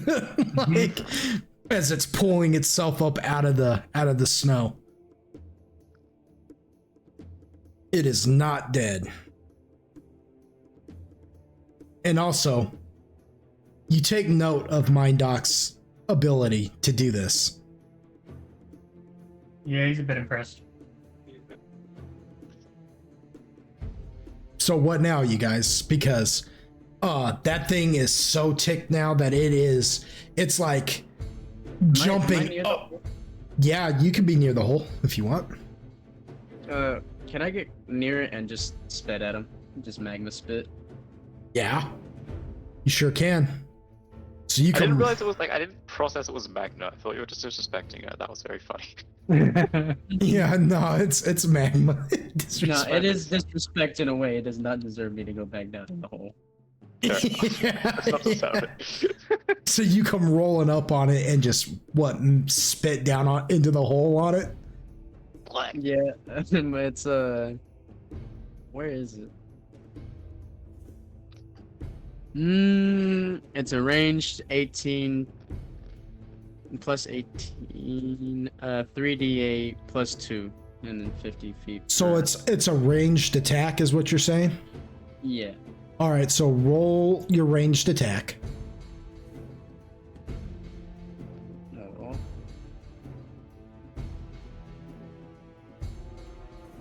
Where's my ranged attack? Thank you.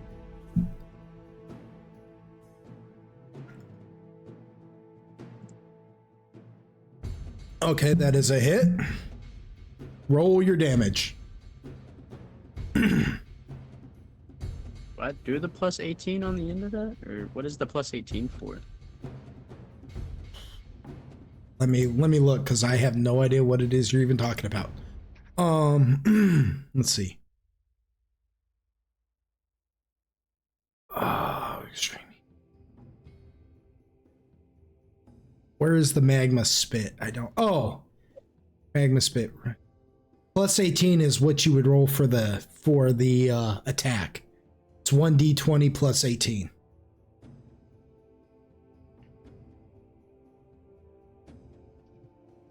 But you hit him, so don't even worry about it. Alright, where is it?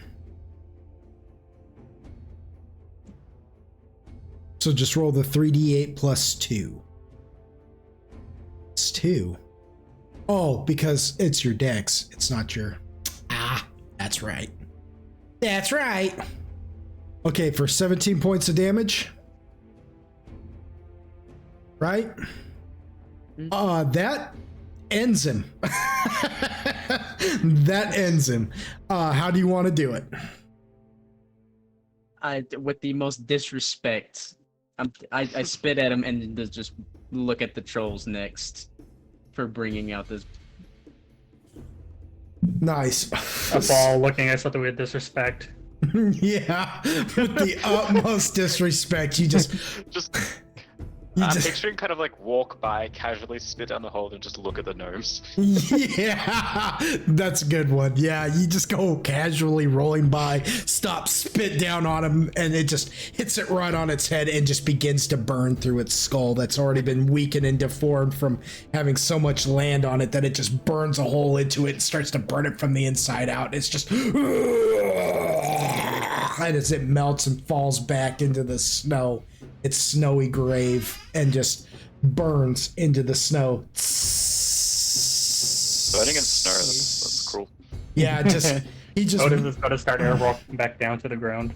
Yeah, like he melts the snow around him and just makes a perfect shape of himself, but the snow just flows. Yeah, it just flows back on top of him as if making like a makeshift like burial mound for him as he just melts away and just dies. And then you're just like looking at all the other deep gnomes, and the deep gnomes, all of them have like dispersed except for the few warriors, and they're just beating on the drum. Lich battle, lich battle, lich battle. Like they haven't quit saying that since they began it. And then all of a sudden, yeah, and then that's when Otis, you come walking back down. Where do you land? Like when you come walking back down, where do you go? Just out of curiosity.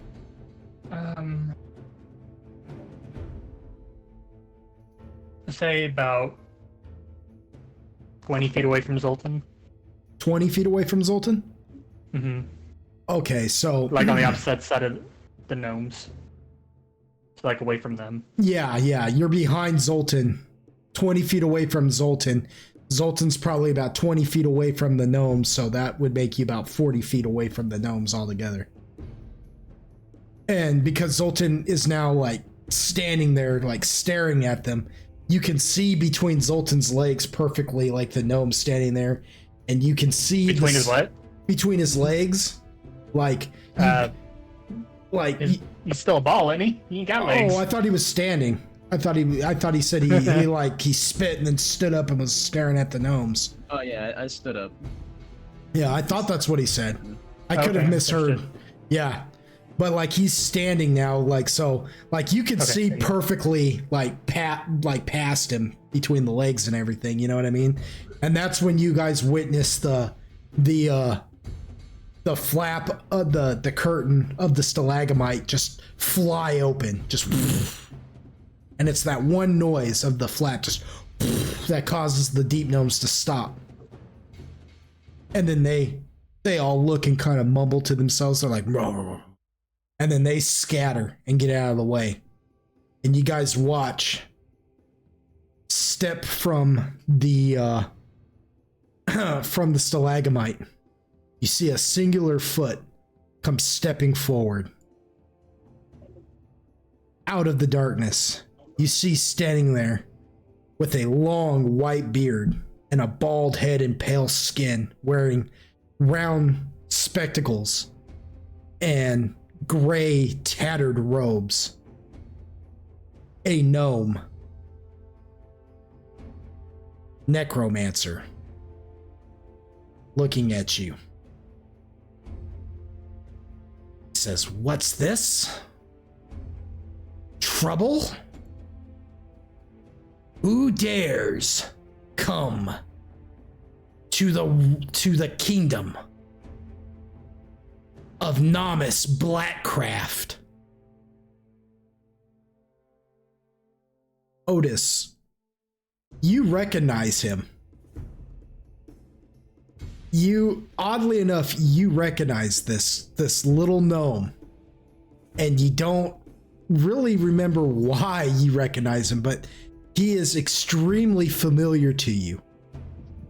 Can I roll something? You may roll if you don't have a knowledge of history, you may roll a just straight up intelligence. So like when you say that, it's the ones that you have check marked, right? Yeah, yeah, it should be. All right. Well, maybe. I mean, different people do it different ways. Should be unchecked. Understand them. Yeah, everybody does it differently. It just depends on, how you have it set up, so I can't say for sure. Fair enough. Yeah, just gonna roll intelligence. Hey, yo! If you're really not, He remembers. if you're really not sure, you can look in your class skills. Fucking nice though. Yeah, I mean, I'm a nat 20 that I could really use somewhere else. Yeah. Perhaps you could have. Otis, you're looking at this little gnome and you're like, man, where do I know this guy from? You know what I mean? Like it freaks you out for a minute and then your blood runs cold. Cause you think so hard for a minute and you're like, oh yeah, that's right. He was the little gnome necromancer that was helping that one drow wizard we fought with the giant half-orc pirate guy in the other reality. And then you remember that whole thing, how the orc killed Android and you had to crawl into the bag of holding to bring Android back to life, and you met that reality's version of Paylor because he was the one that answered your prayer. And you're like, that reality, we escaped that reality, which means he escaped that. And it begins to dawn on you, what if, because you know the orc didn't, you killed the orc, but what if somebody else escaped that reality as well? Because you shudder because you remember that wizard or that sorcerer or whatever he was, the one that was able to literally with his bare hands beat the crap out of Tyrone. And you're like, that was a very powerful magic user. And now you're looking at this little gnome, and you remember that gnome was there as well. As he just... Mind Dog still hear Otis? His mind? Whatever? Sure. I mean, I can't see why not. You guys have been talking. We're in trouble. This isn't the one, though. This isn't the one who did that. No, but still, if he's anything like the other one in the other reality, we might be in trouble. Mando just like what can one of their kind do that is of any significance to us? It sounds like a genuine question. Repeat. What can one of their kind do that is of any significance to us? Do you really want to find out? Do you suggest we flee? I suggest you just be prepared for anything. Understandable. Though an understanding of its capabilities would be beneficial in preparation. I will also... Oh, go ahead. Yeah, go ahead. I was going to say, I will also remind you guys that Hextor personally told you that the necromancer you are going to find here is the one whose soul is trapped in that devourer. Yeah, actually, on that note, is its status as a necromancer or like practitioner of magic obvious to Mando? Yeah, I'd say so. Mind Dog can comprehend what they're saying, and they did say, another necromancer and stuff like that, so I would say that Mind Dog picked up on all that they ran to get their necromancer, and they've been sitting there saying lich duel, lich duel, lich duel, lich duel. You know what I mean? So yeah, there's no doubt in your mind that this little gnome who calls himself Nomus Blackcraft is a practitioner of magic. Yes. I am, in fact, going to just be casting Arcane Sight in preparation for whatever the fuck might happen. Okay, and what does Arcane Sight do again? Hang on, wait, sorry. Arcane. Yeah, I just need to know it's like full details. It's effectively lets me see and identify the magic around him and stuff, like. Yeah, or like spells. Well, I'll give it. Oh wait, that's where. Oh shit. Okay, no, sorry. I used Arcane Sight Greater for that creature, so now I only have regular. Okay, yeah, that's fine. Cool. We're all good. Let me just link each of this. Okay. Oh yeah, you used it for the actual phylactery, the Devourer. Well, I have Arcane Sight Greater, which is what I used, and then I have Mhm. regular Arcane Sight, which is what I'm using. Right, right. But my Google's being slow. Cool, there we go.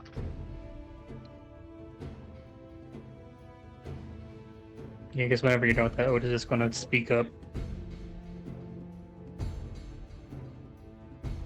Unless you just see Yeah, you can magical. maybe hear faintly in your head, mind up just chanting magical words, but like, it's just letting you speak. Caster noted. Oh.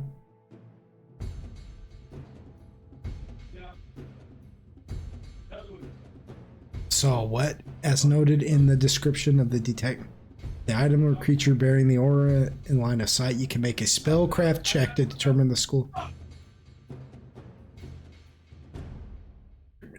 Spell-like abilities. Yo, tell that dude to shut up. So if you concentrate on a specific creature as a standard action, you can determine whether it has any spell casting or spell-like abilities, whether these arcane, divine spells, spell-like. Okay, so. So I'm effectively casting that and then focusing on it when I can. Yeah. Okay, so it does say roll a spellcraft skill check. If I'm saying you can make a spellcraft. Oh, to determine its school of magic if you want. Oh, right. Yeah, if you want. But yeah. Well, yeah, for the aura. Judging what you can see of him, yeah, he's got necrotic negative energy coming off of them. You know, it's not just negative magic, it's not just negative energy, it's not just the purple, but it's got the shadowy tongues of necrotic magic also within it, that he's got a pretty decent aura about him. You know what I mean? Like he's pretty. You could tell that despite his stature, he is no conjurer of small tricks. Mm. And he looks and he says, "Well, who dares enter the domain of Nomus Blackcraft? Speak, coward. If there is another lich here who thinks to take my throne, let him come. I did not survive the great collapse of my world to be outdone by a peasant of this one." And when he says that, Otis, you know that this is, in fact, the Nomus Blackcraft that you faced before. And you seem to remember not actually killing him, that he just got banished. Yeah. You know? It was funny because like there is no other lich person here. That was all a trick in hopes that we wouldn't have to hurt anyone. We didn't want to fight. We were sitting here by Peck's store to find a soul. He focuses on you now, like he hears you saying that out loud, and he focuses on you like between Zoltan's legs, and he looks at you and he's like, "Well, then you are a fool, because I intend to hurt you." I'm gonna roll something for him. Actually, I'm gonna roll something for him. Cool. He's about to hold a person in the wood. This is gonna hurt. As he's staring at you, Otis, his eyes kind of widen for a minute. It's like he even takes a thing, like his hands, and adjusts his glasses and like looks, like focuses real hard in your direction, like leans in and squints his eyes, and then his eyes open wide and he leans back and looks at you and says, "So, we meet again, do we? Have you followed me to yet another world to see my plans foiled?" No, this is actually my original world. When you say that, he just laughs. He's like, "Ha!"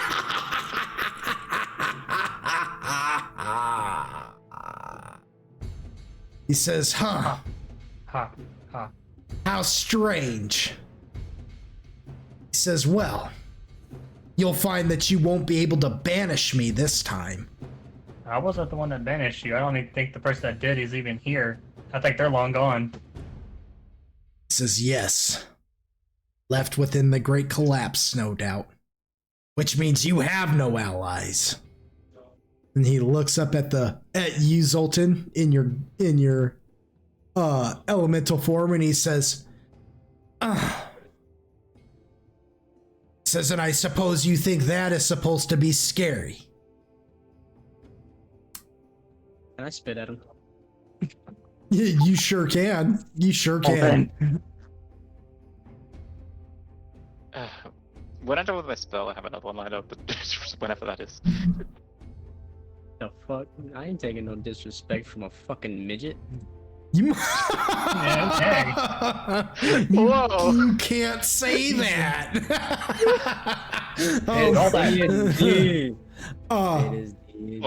Mindoc, you might want to, whatever spell you were going to try and do, you might want to do it before he does the spit, because I'm telling you right now, the second he spits on him, you guys are going into initiatives. Yeah. Okay, I have that, I have... Great, okay. Yeah, I hate you for this. You're rushing me. Well, I was insulted. You're fine. Oh, really? That's all it takes.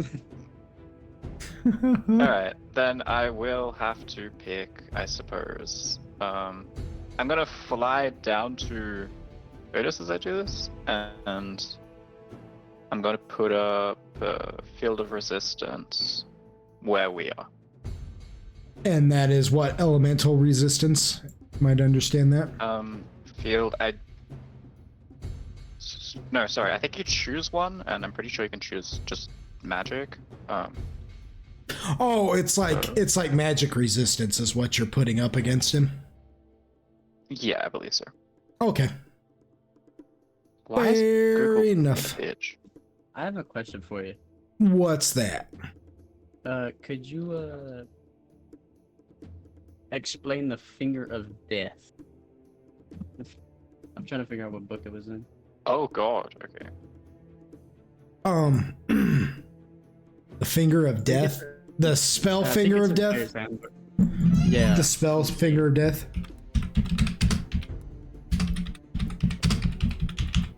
Would you chill? No. Would you chill? Would you stop? You can slay any one living creature within range. The target is entitled to a fortitude saving throw to survive the attack. If the save is successful, the creature instead takes 3d6 points of damage, +1 per caster level at maximum +25. Yeah. So it's a fortitude save? It is a fortitude save for that. To keep him from dying is what is basically what it's gonna do. You know what I'm saying? I can't cast that in elemental form. That sucks. Nope. Well, yeah, it depends if you can. You don't have the feat that allows you to cast spells in your.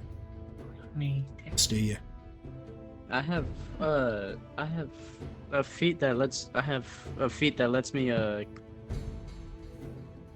cast spells in any wild shape, but I don't think elemental counts. No, elemental is not You a know wild what? shape. I know what I want to do whenever y'all are finished. Mm. But before he actually does the attack. Well, he's gonna spit on him, so Mindoc lands and does the right. Mindoc landed and did the to help protect against the deal. To clarify, it's a 20-foot radius emanating from point in space. I'm basically centering it on where Otis was. And it's 11, so it's 31.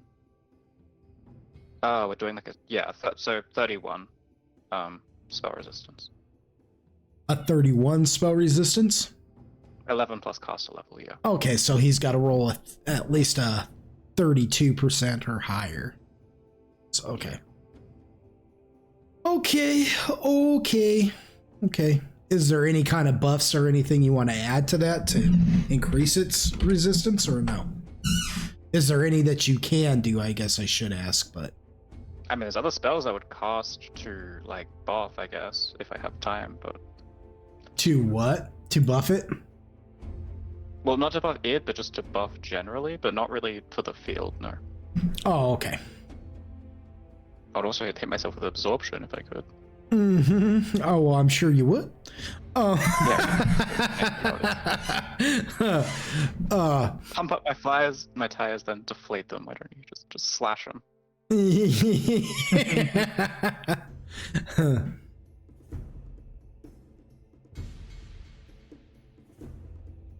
Oh my gosh. Okay. Yeah, so you fly down and you do the resistance field. Otis, what were you gonna do? Is it an attack or wall of stone directly in front of Zoltan to stop the spit? Whoa. Okay. So And then I want to Zoltan, immediately lower it. and then you immediately want to do what? Get rid of the wall of stone. Okay, Just so to stop the spit. okay, so you Zoltan, you go to spit on him, and Otis, you cast the wall, and the spit hits the wall and begins to burn it, and then you dismantle it just as quickly. And Namus looks confused by this whole thing, and he looks over at you and he says, "What is the meaning of this? What game are you trying to play with me?" I'm not trying to play any game. I really do not want to fight. I have no reason to fight you. I was sitting here to find a soul, and that is it. It was a mistake to come here, and all I'm looking for is direction. It's a soul? You came to find a soul? Yes, a soul. And hell, if you wanted, you could take said soul and do whatever you wanted to it. Torture it. He says, "I don't have a soul." No, I'm not looking for your soul. He says, "Fool." Fucking. You hear in like you hear in your head like reminder Glenot. No. He says to you, he says, "The only soul that would even be around is any of these fools." And he motions around at the deep gnome tents. He says, "Them fools are the ones with souls. You'll find no purchase with me. My soul is currently," and then he stops for a minute. He says, "Well, that is no of importance to you where that relies." That's fine. I really just don't want to fight. Says, "Well," he says, "then you won't mind dying." And he with that though, instead of attacking you, right, you watch as a giant bone just shoots from his hand. Doesn't shoot like a spike. He doesn't like, it protrudes from his hand and it juts right out at Zoltan and just boom, hits him right in his chest. Zoltan? Understandable. Yeah. Yeah, I know.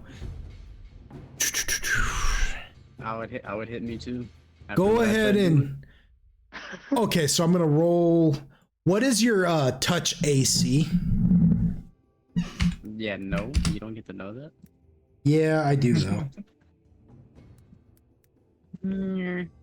For the magma. Yeah, what's this? It's a 19. Okay, I need the magma to roll a fortitude save. How would I do that with the mag? It's in my stats, right? Yep. I think it's in my stats. It'll tell you what to roll. Magma. Fortitude, a plus 20. So roll 1d20 plus 20.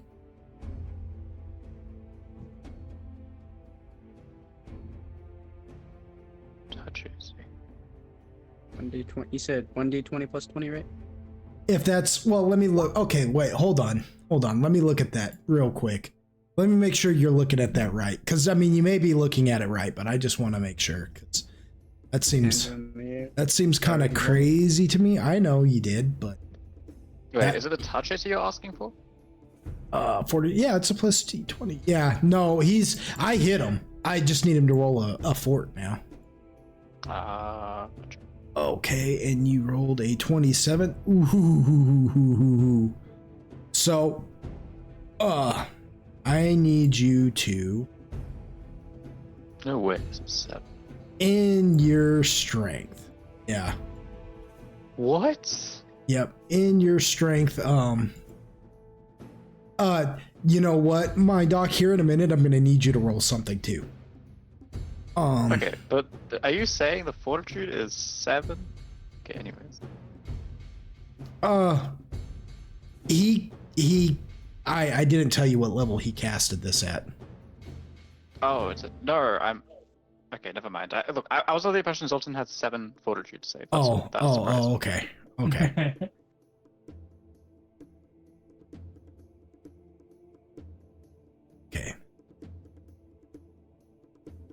Okay. So that he does, let's see.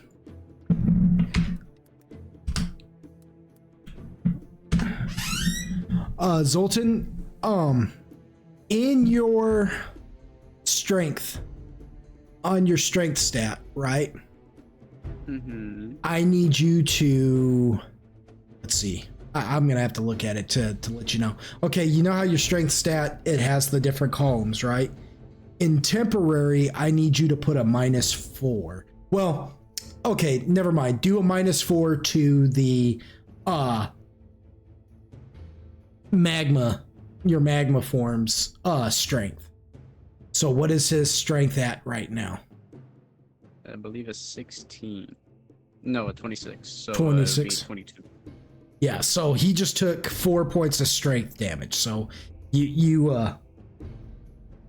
suddenly feel yourself just like become extremely weaker as he does that. Mind Dog, go ahead and roll a knowledge of Arcana real quick for me. Cool. Also, if a spell's being cast and I have any chance of learning them, I shall endeavor. You can roll a spellcraft. Yeah, you can identify the spell even with a spellcraft, right? You can identify it because you have the true seeing on, right? Yeah. Yeah, so you could identify it. You could possibly learn it, perhaps. Yeah. Do I still need to roll your knowledge of Arcana then? Yeah, well, then, yeah, you still would just because of something else. Holy fuck. Oh, mother. So what you learned about, okay, so what was the spellcraft for? Are you trying to learn the spell or are you trying to identify what the spell just did? I sort of figured learning it would identify it, but I guess like... No, it's two different things. Because what you're learning, learning what effect it just had. If you want to learn how to do it, that's up with trying to learn about it after the fact, if I am just trying to identify it. Okay, so if you're just trying to learn how to do it, it's prohibited from you. What I'm saying is, okay, yeah. And what I'm saying is if I identify it, can I then follow up with trying to learn it later? But yeah, I will. Just like, my priority is identifying it. So what it did is you noticed that it just did strength damage. That giant bone he just shot out of his hand, or like a long protruded from his hand and hit Zoltan like in the chest, didn't necessarily damage Zoltan physically as much as it just did him like internally. Yeah. Like it just sapped some of his strength. Right? As far as the knowledge of Arcana goes, you've never seen this before, but you have read about it. Not too long ago, actually, you read something about necromancy and how there's an extra level to necromancy known as osteomancy, where somebody can actually use their bones to do necromantic abilities. And the book even said it was very rare and not commonly used. And it's just, it strikes you as whatever. That this guy that Otis seems to know, who they're talking like this weird language to each other. They're speaking in a language you understand, but it's what they're referencing that just strikes you as odd. What does he mean, collapse of his world, and Otis was there, and they, you know what I mean? Like, what does that all mean? And that this thing, this gnome, does this really weird, rare form of necromancy. You know? Yeah. Yeah, after he hits Zoltan with that, Otis just gonna say, you had that coming.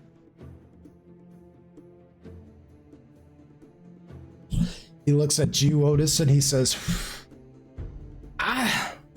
you did not strike me as such a coward. Say again, you cut out. Huh? He says, say that again, you cut out. He says, you did not strike me as such a coward. Oh, don't mistake being a coward for using my brain. He says, using your brain. Ah, yes. I think that's exactly what I'll do. And he begins to shift. You watch as all of a sudden he just... and he just begins to bend and contort. And his body begins to elongate and his flesh tears. Just... as he begins to grow in size and become quite large as his bones begin to grow and protrude from his body. And he becomes this horrendous bone golem-like creature. As he looks at would you say that's kind of undead-like?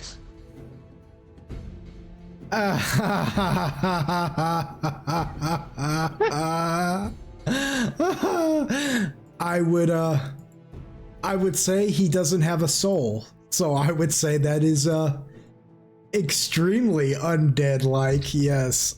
I would say. As this is happening, Otis is smiling, and he's making sure that he is known to be smiling. And I'm going to cast Turn Undead. Oh. So he's like, okay, so for reference on this, he's this like giant, gnarly, like who rivals the size of Zoltan at this point. Bone Golem, just blah! He's like, behold my power. And okay, Otis. Okay, I see you. All right. The original gangster. Oh man, I'm telling you, man. Like, it's like he played. Honestly, this wasn't planned, but hey, it works. I need you to roll. Okay, let's see. Okay, so 1d20 plus your charisma modifier.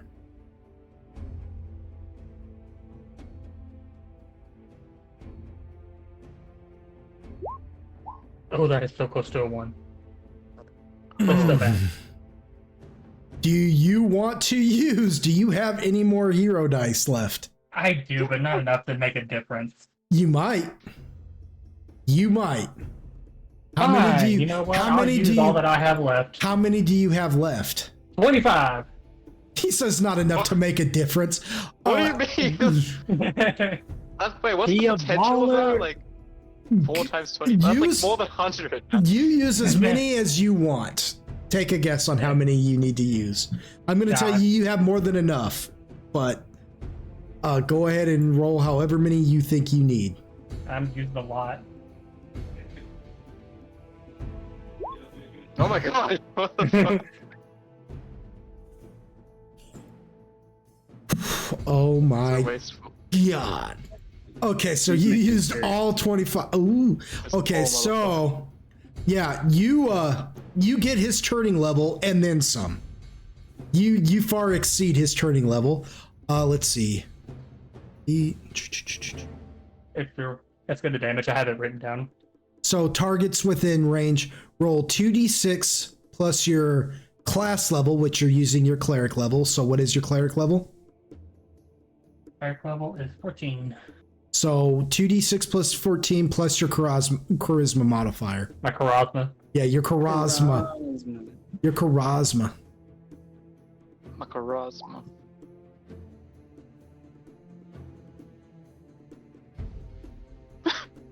Okay, so 25. Okay, that doesn't kill him, right?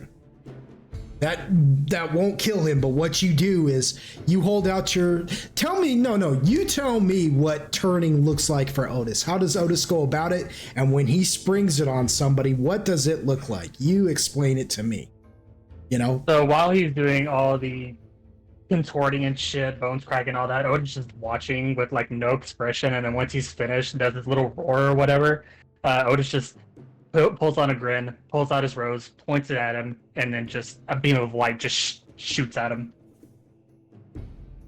All right. Does he say anything about Obod High or anything like that, or just what does he like focus? You know what I mean? Because it's a holy ability, so he's got to focus like some kind of holy thing. Like what is his holy focus? The fact that this man does not belong in this reality. All right.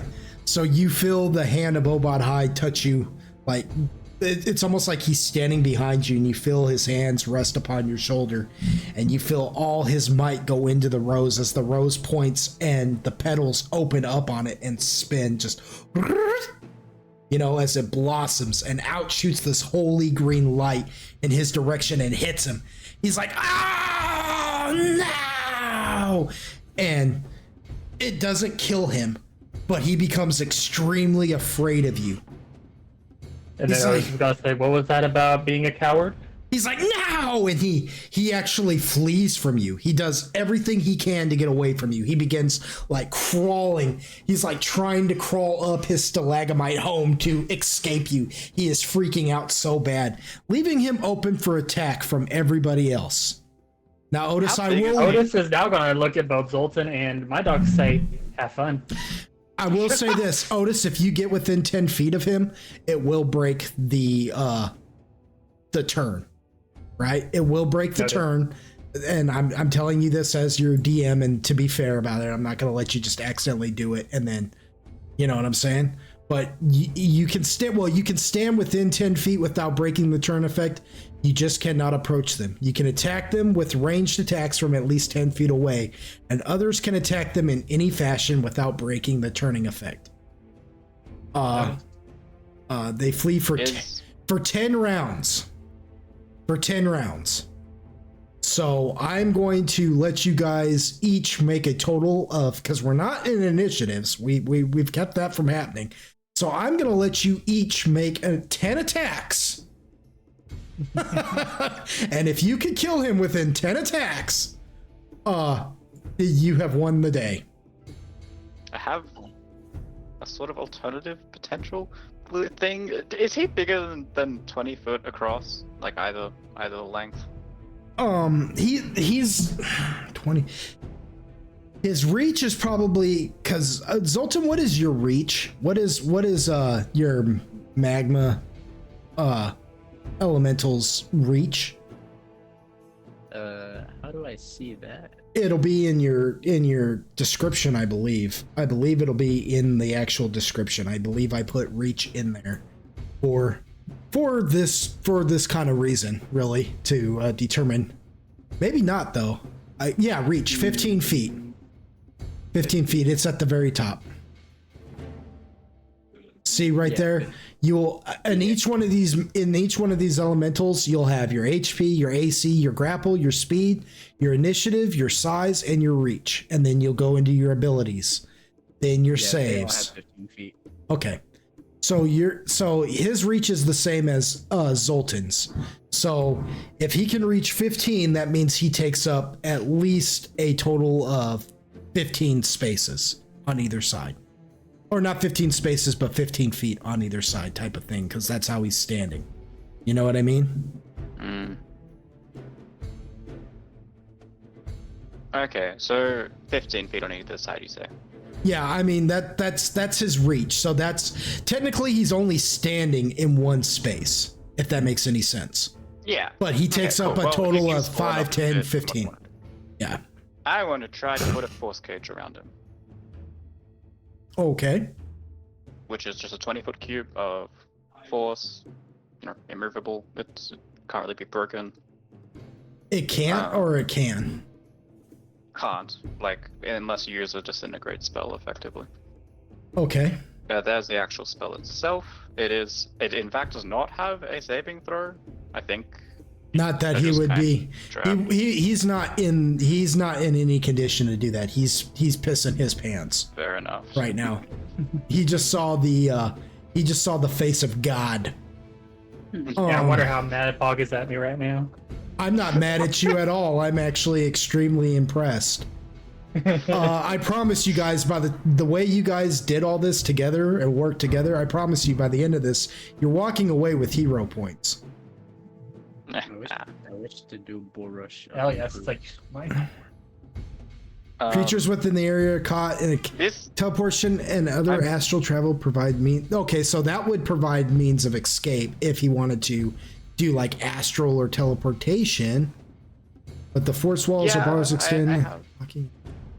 Force. Hold on. So it resists to spell magic. Nice. Is vulnerable to disintegrate. Can be destroyed by a sphere of annihilation or a rod of cancellation. Ooh. So are you doing, which one are you doing? Bard cage, windowless cell, material? I think only the bard cage will hit them. And then, where was it? A creature in a bard cage has cover. All spells and breath weapons can pass through gaps in the bars, though. If he were in an attacking mood, that would not. I'm just telling you right now, like if you ever run into something like this again, just for your future knowledge, if you ever run into an osteomancer again and you manage to trap him in something like this, it will not stop his bone attacks. You know what I'm saying? He may be stuck in the cage, but he'll be able to get at you through a bar. No, windowless cell, that's solid. You see what I'm saying? But I know why you did the bars. I mean, it keeps him in place at least. Yeah, yeah. And he's not trying to fight you. So, yeah, so you cast this bard cage on him. And he's just freaking out now, like grabbing a hold of the bars, like, let me out, let me out, let me out, let me out, let me get away from him. Let me get away from him. Oh, no. Oh, no. I saw the face of life, and it sneered at me. It hates my existence. Oh, what a world, what a world. And he like starts shrinking back into like his little gnome form. He's like, oh no.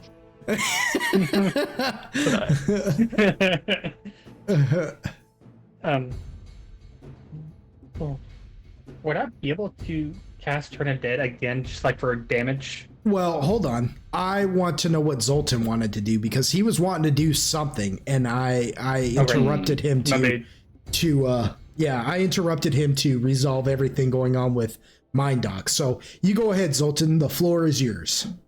I wanted to improve bull rush him. I'm sorry. You can spit on him. You can still spit on him, and he won't be able to. I'll allow it this time. Yeah, and he won't be able to. He won't be able to stop it whatsoever. Like you'll just get to do the damage. Yeah. Well, I'm just gonna spit on him. You're just gonna spit. Sounds salty. I'm just gonna spit on him. Well, I was gonna spit on him first, and then I got stopped. Well, yeah. But I'm gonna try to reason with him. You know, I'm just gonna say, because might not would have thought of this. You both do hear he's in a that is in like an invisible cage, like that is communicated to you, because this isn't actually fucking visible. So well, yeah, every time he like grabs the bars and shakes it though, it gleams, so they can see that you've put. Cool. Yeah. It doesn't say that in the deal. That's my flavored text. Yeah, you know what I mean. It's like, yeah, let me out. And now he's just sitting there. Oh, and Zoltan, you spit on him.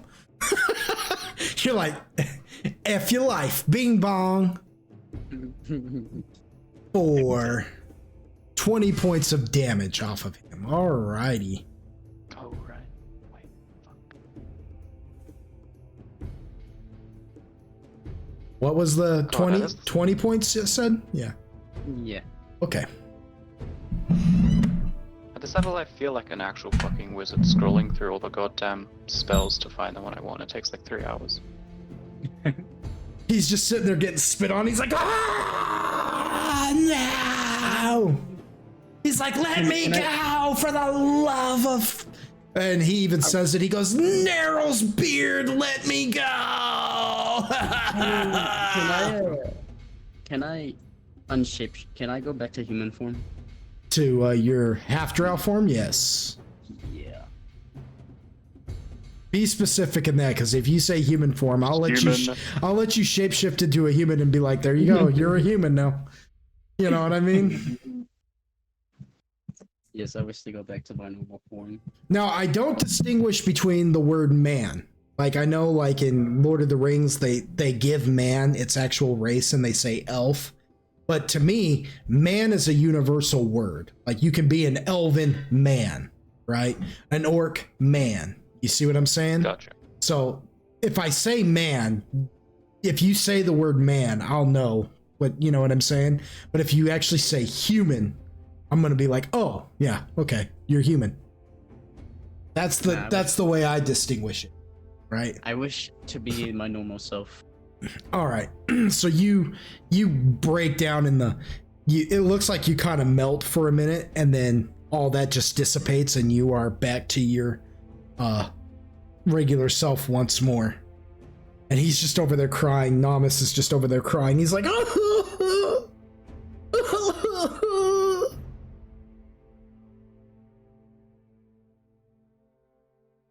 he's like, please, mercy. What will it take? Tell me, and I'll do anything. Yeah, back to my question about the whole turn deck. Can I use it again just for damage? Or since he's like already affected by it, that'd be useless. Let me see. I tried reading up on it. I didn't really find much information. Yeah, for the purpose of... It doesn't really say if you can... It says you can attempt a turn number of times per day equal to 3 plus your charisma modifier, plus uses granted by feats or special abilities. You roll blah blah blah blah blah blah blah blah blah blah blah blah blah blah blah blah. It doesn't really say. So turn. Turn. Requires you to look a table and turn tables. Various undead critters in the game. Blah, blah, blah, blah, blah, blah, blah.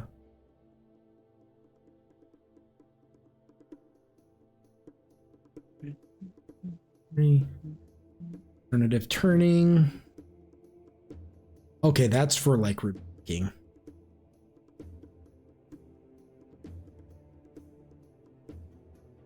In this description, it perfectly describes exactly what just happened. Says, as a player, I love it. There's nothing like throwing a natural 20 to turn the vampire that's on the verge of finishing off the party's fighter. That's kind of what just happened to me. It also says, as a DM, I hate turning.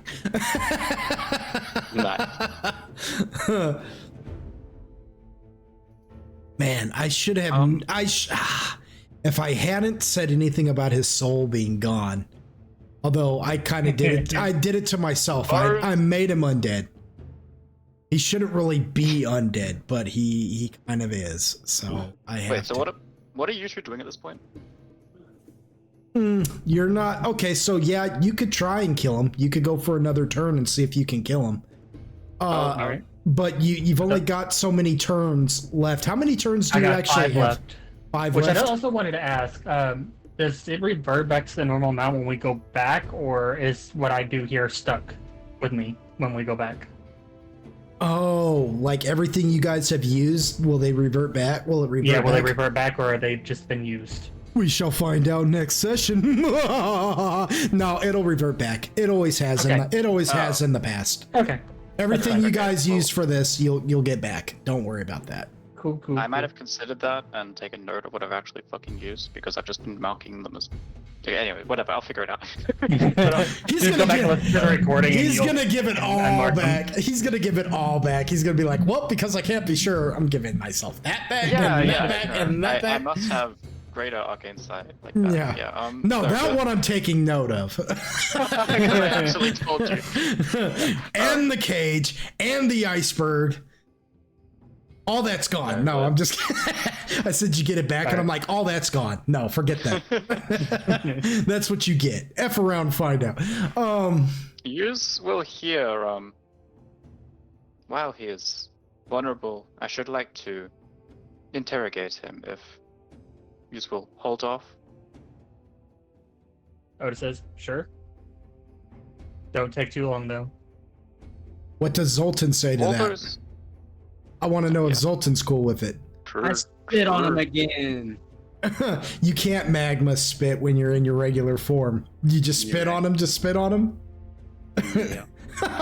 He just spits on him. Just it does no damage. He just watches a nasty freaking discombobulated piece of freaking phlegm just on his little bald head. He's like,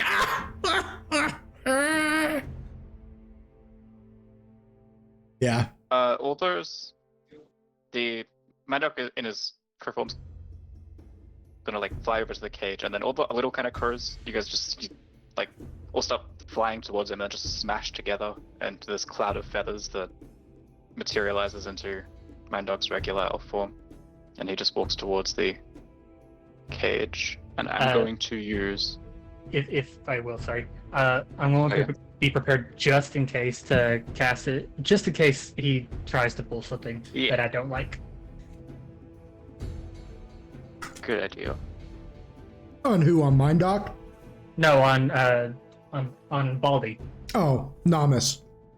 Yeah, him. I wrote his name down, but it didn't look. Baldy. Baldy. Yep.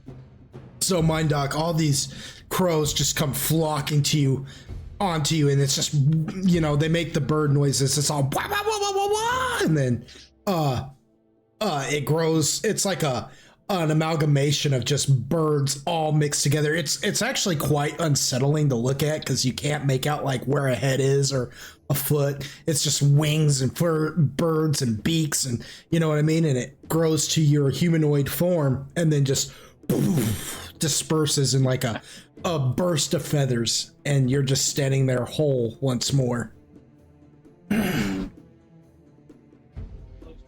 I did that for the flavor text. Yeah, no, I appreciate it. You're welcome. I'm just looking over my. Well, it's fine. I have tongues active. Cool. Mindok will say to them, if you wish not to perish, then you will not resist. And I'm going to cast Probe Thoughts, Okay.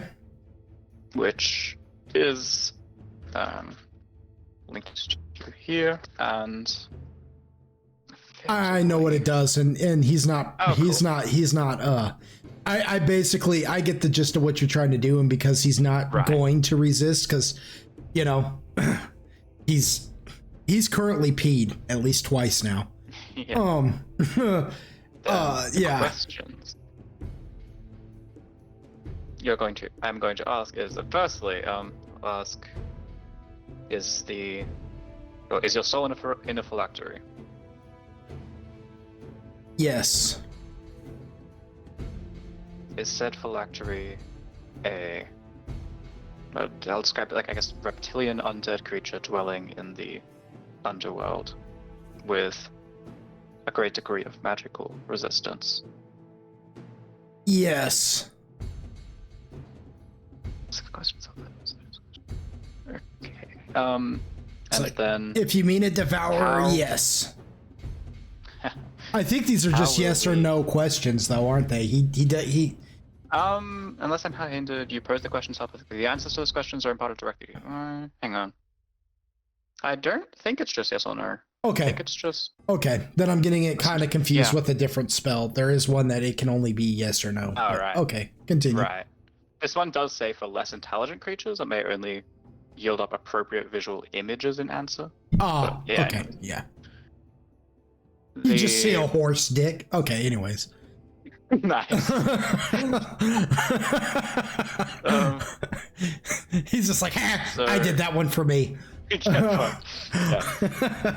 And then I will ask, how do we defeat it? Like, I can destroy the soul. But why? Why do you want to defeat my beautiful phylactery? It's like it's one of my greatest creations. And you have caused trouble for us. Okay. He goes, all right. I'll destroy the soul. I'll call its destruction. That'll end the phylactery. It'll stop functioning. Then your soul will return to you. Says, no, I have to destroy the soul. The only way it'll return to me is if I'm there to retrieve it, but I can force its destruction from here. Can you force the creature's body's destruction, but the soul's preservation, that I may contain it for reassurance? Says, by the 9 hells, no. I won't do that. He says, he goes, I could, but I'm not gonna do that. I'll render if the phylactery is in your way, I'll render it useless, but you will not trap a piece of me in there. You can just go ahead and kill me. And then he kind of flinches, like, he's expecting you to hit him. Hang on. Can Otis hear all this, or is he a bit too far away? It's in each other's minds. They're mind probing. Okay.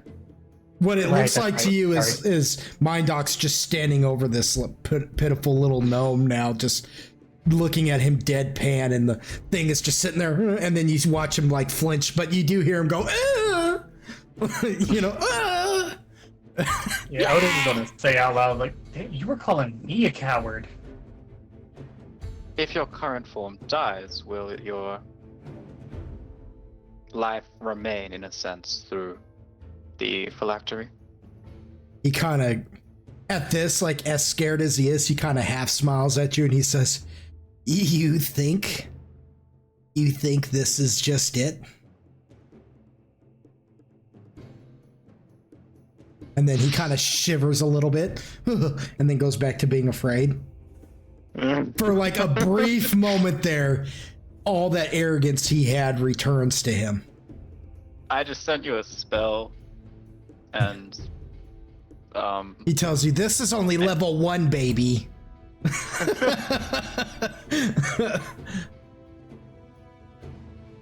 Binding. Oh my gosh. I don't have time to read this whole thing. What are you trying to do to him? Okay, so I'm not reading all of this. No, the top is okay. So magical restraint to hold a creature gets an initial saving throw, and if it's hit, okay, whatever. It's the same. So just give me the gist of what you're wanting to do to him. Each is a cynical suggestion. Okay, that's irrelevant. Can either of you use? We don't know. No, Minor will ask in person. Do either of you possess mind domination magic? Negative. Zoltan? What are we doing? Can you dominate like monster or anything like that? Can you dominate? Do you have any magic that allows you to dominate somebody? Animal, dominate person, dominate monster, or suggestion.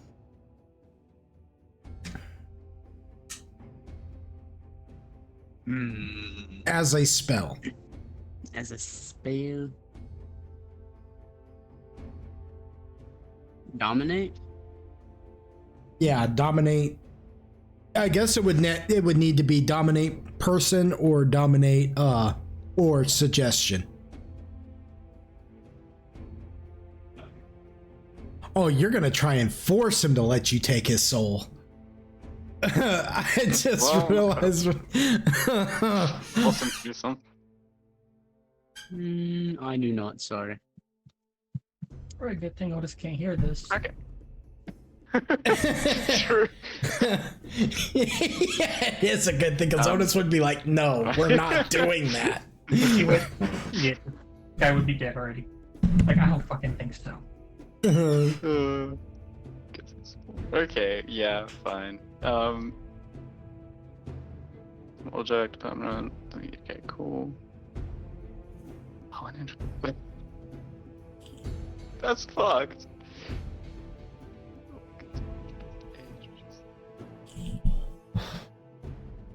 Do do Alright. do do. Yeah. So. Can't just, does it stop you from? This is fine. So I'm going to fucking attempt the minimus containment option, which is like towards the bottom. You'll see. And effectively, I think how this works is just for each assistant who costs. Yeah, okay. So it's just a. I'm sure they'll get a saving throw. They get a saving throw if the hit dice is at least 1/2 of my caster level. Yeah, reduce the save by 4. Okay. Will negates. I see. Okay, that he will try to save against. What are you gonna try and save him in? I'm going for gem, jar, similar object. Can I? I guess I need something kind of crystalline, right? That's a pain. You do have a crystal at the end of your staff.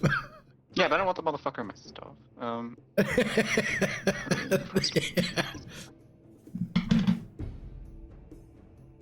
Oh wait, no, okay, I'll just ask. Do either of you have a jar or crystals? Let me see. Do my storm stones count? Yeah, your stormstone would count. So would Otis's Eye of Groomsh. One that is disposable to you, perhaps?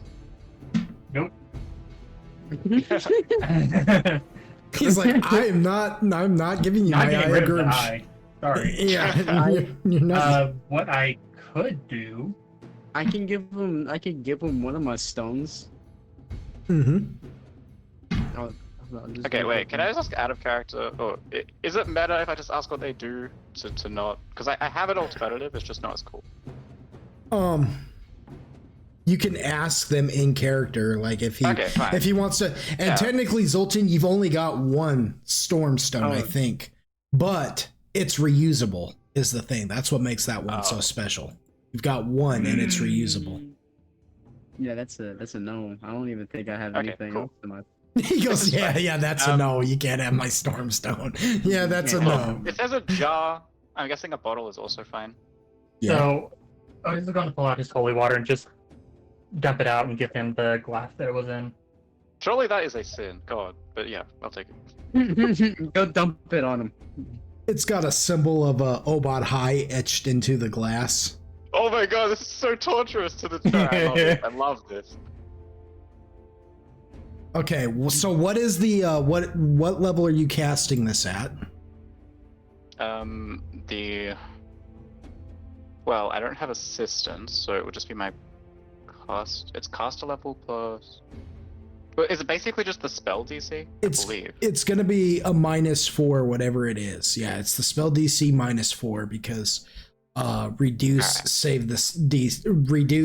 the save by 4. Well, sealing is, I believe, a level 8, but binding rather is a level 8 spell. Level 8. And so that the DC is 26. So -4 is I don't know. 26 minus 4 is 22. Yes. Okay, so he's got to beat a 22. He will resist this. Fuck. Okay. He will resist this just because as scared as he is, he's like, no, I'm not giving you my soul. I'm not giving you my body. I think he's gonna try to. Yeah, no, I understand that. Yeah, he's gonna resist it. Yeah, he's afraid. He'd rather die. He's like, I'd rather die than let you take me. Okay, wait. If I have time, then I'll. I have one spell I could use first, which he might also be able to resist. We'll see. What's okay? Well, do you want to do this first, or do you want to do that spell and play that out? First for sure. Okay, so this one first to see if you reduce him. Okay. All right. Let's see. So it's 22. He's got to beat a 22, correct? Well, no, like this other one is first. Oh wait, no, fuck, I don't have a prepared. No, it's all good. Yeah, Okay. he has to beat a 22. That's all. Oh, okay. You sure? Yes. Okay, well, yeah, he's a wizard. And if wizards have anything, he's a necromancer. He's a wizard. If they have anything, they've got great will. So you like try to do that, and he resists it. He's like, "No, you're gonna have to kill me. And if you have to kill me, I won't kill the soul, and you'll just die by the hands of my phylactery. I've got more of me out there, baby. This won't be the last you see of me." And then he cowers again. He's like, I mean, I'm sorry. No, I'm not sorry. Yes, I am. I'm very sorry. Just let me go. Then destroy the phylactery.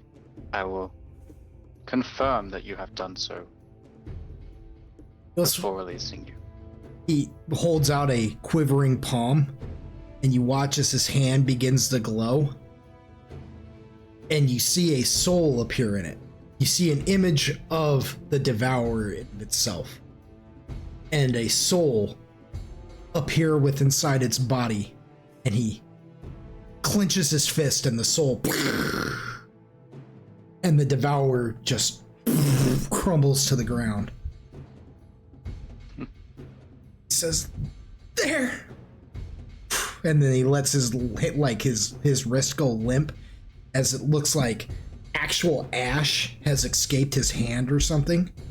He says, "It's dead, and I will live without a soul." And then he pulls out a knife and stabs himself in the chest. He's like, "Ah!" Yeah. And when he does that, he looks at you, Otis, from across the way.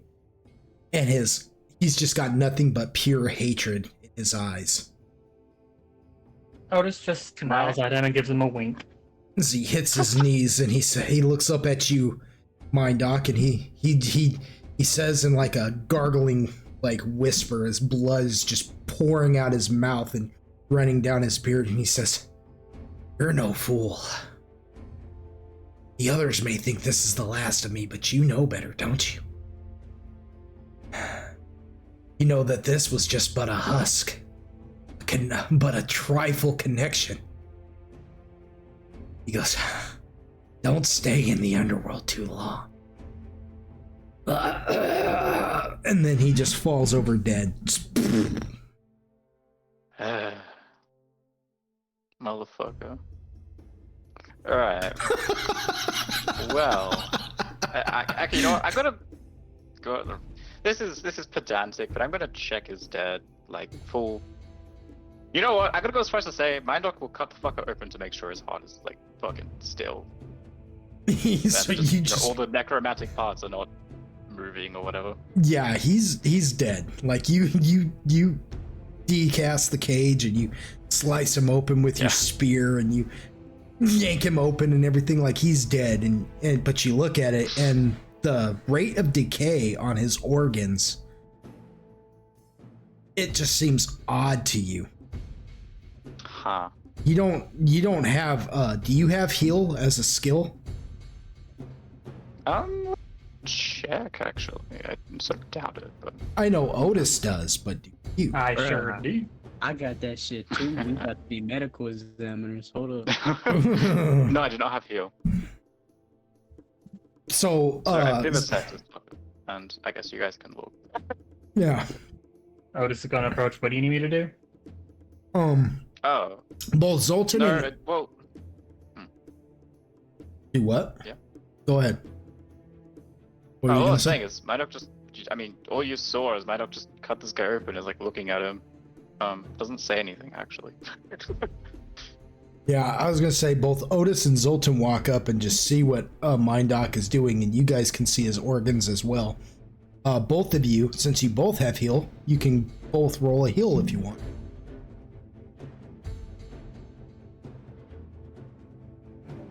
Damn. Okay. Fuck. Yeah, Otis is kind of like a little doctor too. He could stop bleeding, I ain't hemorrhaging doing and shit. stuff. Why is it doing that? Well, you're not actually trying to heal anything. You're just all heal is for the purposes of this right now is like a medical examination. And the both of you staring down at this dude's organs, you realize that the rate of decay on these organs is like unfathomable. Like he shouldn't have even been moving. It's like it's like his organs, it's like his insides have been dead for months.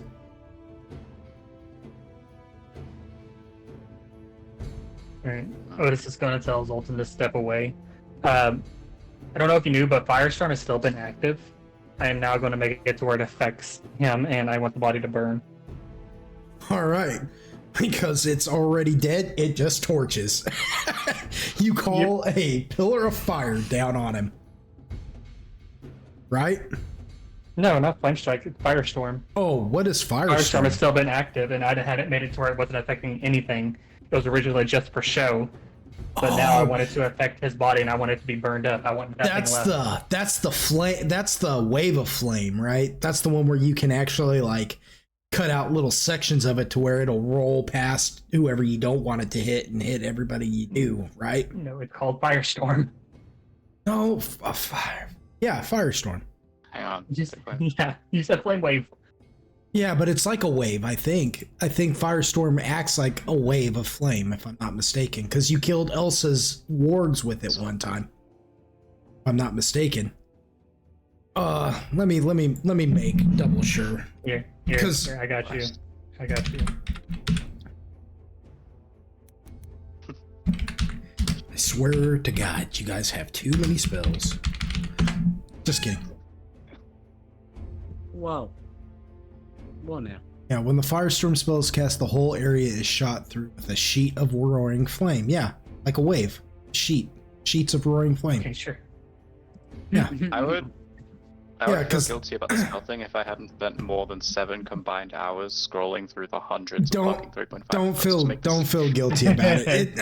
Don't feel guilty about it. You know, it's gonna be impossible for me to memorize all of these. It's just it is. So we're gonna have little confusions. Yeah, I remember this because Elsa one time in the forest called up like a bunch of wargs to help her, and Otis shot that firestorm, and he didn't he made sure it didn't hurt any of the party, but he wasn't thinking about the wargs, and it killed the wargs, and Elsa actually fought him over that. She's like, "You killed my wargs." He's like, "I'm sorry, I didn't think about it." And she's like, she was like, "I will kill you. You do that again." And he's like, "All right." Because I don't remember that. Elsa was no joke. She was like a 12-year-old girl who could like put grown men down in headlocks. They used her like she was kind of like their dog. Like if somebody tried to run, they'd be like, "Elsa, get him!" And Elsa would boom charge right at him and bulldog him. Yeah, Elsa was pretty freaking gnarly. So, anyways, I remember it because I thought it was so funny, dude. I was like, "Oh man, he killed Elsa's wargs, bro." Like she's not gonna be happy about that. And Elsa wasn't. She was like, "Who do you think you are?" And freaking bulldog Otis down and was like on him, like, "I will kill you. You do that again." And Otis was like, "I'm sorry, I wasn't thinking about it." Yeah. When we had another party member who almost killed the entire group by blowing them up, and Elsa like turned around and stabbed him. He's like, "You do that again and I'll kill you." He was like, "What the crap?" Yeah. Elsa Oh, was. you're talking about Heck. Yeah, Eck. Yeah. Elsa was a little beast once upon a time. But yeah. And the imagery it put in my head watching a little 12-year-old girl like just beat up full-grown men was just hilarious. Yeah, Android was like, they'd be like, you got a 12-year-old girl with you, and he'd be like, that's no 12-year-old girl. I don't know what that is, but that's not a 12-year-old girl. But yeah. Yeah, so yeah, you just call up a sheet of fire that just blows through and runs over the top of him and just puts the body in flames and burns it. Just cooks it. And all the deep gnomes come out and they all bow down before it. And then they look to you three and they say in Gnomish, "New gods! New gods!" Start beating their drums. New gods! New gods! New gods! And like, they start like bowing down before you three. Women come out with like bowls of like strange looking food. Some of it's alive, some of it is not. Some of it looks like real random fruit like you have never seen before. Zoltan, you are familiar with all these delicacies. Some of them you even like. Oh yeah. Yeah, Zoltan grabs like this like snake looking thing and I've eats done it. Sat down. I'm crisscross applesauce. Yeah, Otis is not comfortable with this. Not being bowed down to like this. No. Yeah, they're worshiping you. No. Otis is gonna immediately be like, no.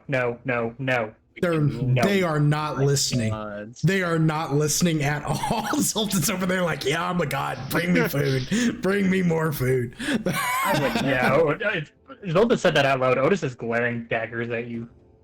Oh no, I would never say that. I'm gonna refer to the god that we met at the thingamathing when we got Shadow Realms. Oh, Hexter. Yeah, you guys are just eating, and there's Otis going, no, and there's Mindoc just watching this whole thing, like, stoically, like, huh, you know? And as all this is happening... No. Yeah. Oh, well. Well, what were you going to say? Mindoc sees an opportunity here, but... What is Mindoc going to do? Tell me what Mindoc begins to do. No. Yeah, tell me now, I gotta know. I gotta know what he would do here. Mindoc, like, kind of guess the gist of what their, perception is, based on all this. And he's actually going to, still using tongues, though, he's actually going to float into the air, kind of like, the middle of them, and use the prestidigitation to put that, like, dark aura around him again, and say, we demand not as much as your old master. Simply live as you do and expand, grow stronger, that if in the future we call on you, you are ready and capable. They start train more of your beasts and militarize.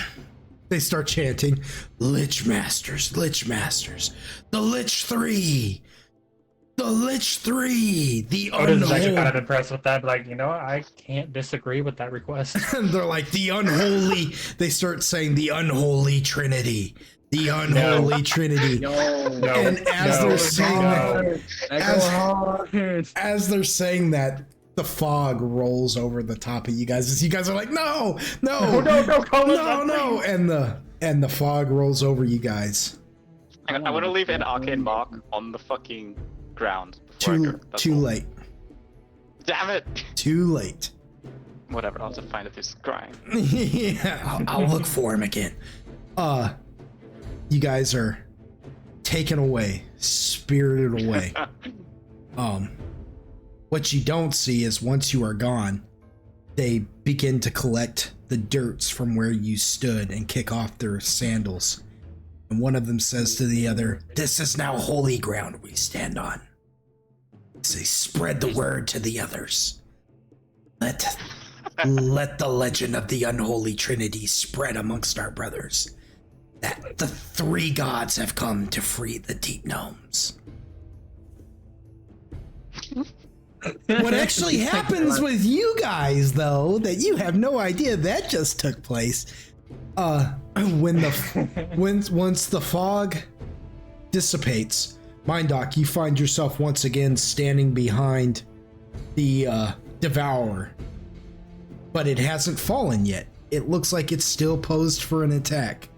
Otis, you are now sitting on top of Cassius once again, focusing on your holy symbol, with Android lending you aid, getting ready to cast a turning. Zoltan, you are back where you were, standing a ways away, floating in the air, studying the Devourer. Agaragis is over there healing Android and Otis, trying to keep them alive so they can finish their turning. Quill is standing face to face with this thing, getting ready to fight. Yucca's standing there with Solar, getting ready to lend aid to the battle. But the thing you all three know, it's like you had never left. And the Devourer is still standing. Yeah, we were And that's where we're going to end tonight's special session. Oh, That's that a was horrible thing that is gonna. Because now we don't know we did that, so the fucking. No, you know you did that. Oh. Yeah, Oh, you're okay, aware good. of memory that. lives on with it. Okay. Yeah, the Thank memory God. lives I on. thought it It's, was like, you don't remember things, and I was like, shit. no, you know everything that just happened. That's what I'm saying. Oh, It's thank God. disturbing to you because in what you saw the Devourer fall, and yet this Devourer is still standing. Yeah. And that is where we're going to end tonight's session. Yep. What will happen next session? I don't know. I enjoyed that. I did too. Okay, good, folks. That was fun. especially Oh, considering it was just improv. give your Last guys, minute, nice. give each of you have earned yourselves 10 heroic dice or points, if you. Also, So, I always have her around for this. Yeah. give yourself 100. I'm not kidding when I say it. 100%. Write this somewhere. You have 100% reputation amongst the deep gnomes. Okay. How does reputation Cool. work? I assume it works Reputation basically will help you get good deals with like merchants and different things like that of certain places and or races. Sometimes it's sometimes it's of a place, like a specific city or whatever, and sometimes it's just amongst a certain kind of race. It just all depends. It's real open-ended like that. So it'll be easier for you to like if you run into more deep gnomes, your diplomacy will basically be so easy that you because you're at 100%, you won't even have to roll unless you do something really effed up to mess up your image in their eyes. Deep gnomes now will do whatever the Holy Trinity, should they come upon them, say. Good job, you guys. That was. Yeah. I really tried talking him down. You guys are known as the Unholy Trinity amongst the deep that gnomes. Otis does not want to be known as is funny. No, I do not. Yeah, they see Otis as a lich. I have something to say about that, I guess. I guess it wasn't really your fault, so it's fine, but... I mean, in the end, it worked out. So we're all on kind of the same page, because I have a feeling at least one of us will fucking figure out this reputation thing in the future. I am putting it in the character sheet in, like, the notes tab. Yeah. I'm Yeah, that's tiling where I one of put those mine. notes reputation, and I'm just putting deep nerds, 100. Yeah. 100%. Then if one of us asks in the future, we can hopefully be like, oh yeah, we put in nerds. Mm-hmm. And give yourselves 10 heroic points to I need that since I Right. used all fucking. How many did I have? you 45? used so many of I them used tonight. all of them. I used all of them. You were not effing around. You're like, I cannot afford to fail ever tonight. No, not with I this. have to win I was- everything. I was a little scared. I have to win. It was funny how you were just a hard fucking counter. He was. Like, I will say that Otis actually stood up and acted as the general of this group. You know, like But no, Otis should never do. on my command. What I like is, yeah, like he was doing that, and Mind Doc was doing really good at just dropping and then you just had the wild card Zoltan, who was just there to freaking run defense if needed. Like it. Yeah. I want to use the shadow domain I own. Oh. You. Okay. He's like, I want to use the shadow domain that I own. I don't know what that is that you own. The shadow domain? It is quite literally a domain expansion where I own everything. Where is that? It is a. Is it a spell? Yep. It's called Shadow Landscaping. Oh. Okay. Fascinating. Wow. Interesting. It's good you mention, like, you should mention spells you want to use to. To me. Well, So, yeah. Yeah, because sometimes they do take a bit of planning. Yeah. And Send me a link to that so I can look at it. Alrighty. But yeah, that sounds really tasty. So I'd be interested in when you're gonna use that. But yeah. What is that that's playing in the background there? Oh, that would be G2. Will you do me a favor and turn that down? Yeah. Will you do me a favor and turn that down for a second? It's we're not quite done recording yet, and it is like taking over the entire recording. Thank you. oh, right. Yeah. Anyways, though. Yeah, that was tonight's session, so it will pick up. Yeah, that was completely improvised. When I heard we were losing 3 players at that short notice, I was like, all right. Well, here's an idea I've been kicking around anyways, so Nice. yeah, I just figured now was interesting. I do that. I come up with like these little side narratives that I'm like, that could be an interesting one shot should we ever need to do it, you know? And Good practice. it's just bare bones, and then I fill it in. And the idea was, well, what if they ever met Namus Blackhand again? What would that be like? And so I was just like, oh yeah, meeting Namus Blackhand. Yeah, okay.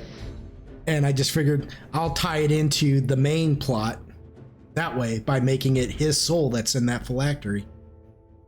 So. Mhm. Which is kind of a curveball as well, actually. Yeah. Kinda of a 'Cause, curveball. I mean, I feel like you have an idea of what I have been led to believe. Oh, there is so much more in store, but consider this like a one and done thing. Don't overthink this little session tonight. Just let this be what it is. And and yeah, I don't know what else to say. You guys did great. You worked really well together, and you guys kept each other alive. I mean, you know. Yeah. My favorite part was the whole turn undead thing that you were like, oh my god. Yeah, I was like, because at first I was gonna say no, that wouldn't work because he's technically, but then I remembered, well, I didn't give him a soul. I was like, he technically is undead. His insides, everything, you know. It's a weird little thing that I can't really explain because that'd be too meta. But Fair enough. just remember his warning to you, Mind Doc. This is only level 1, baby. Yeah, but yeah.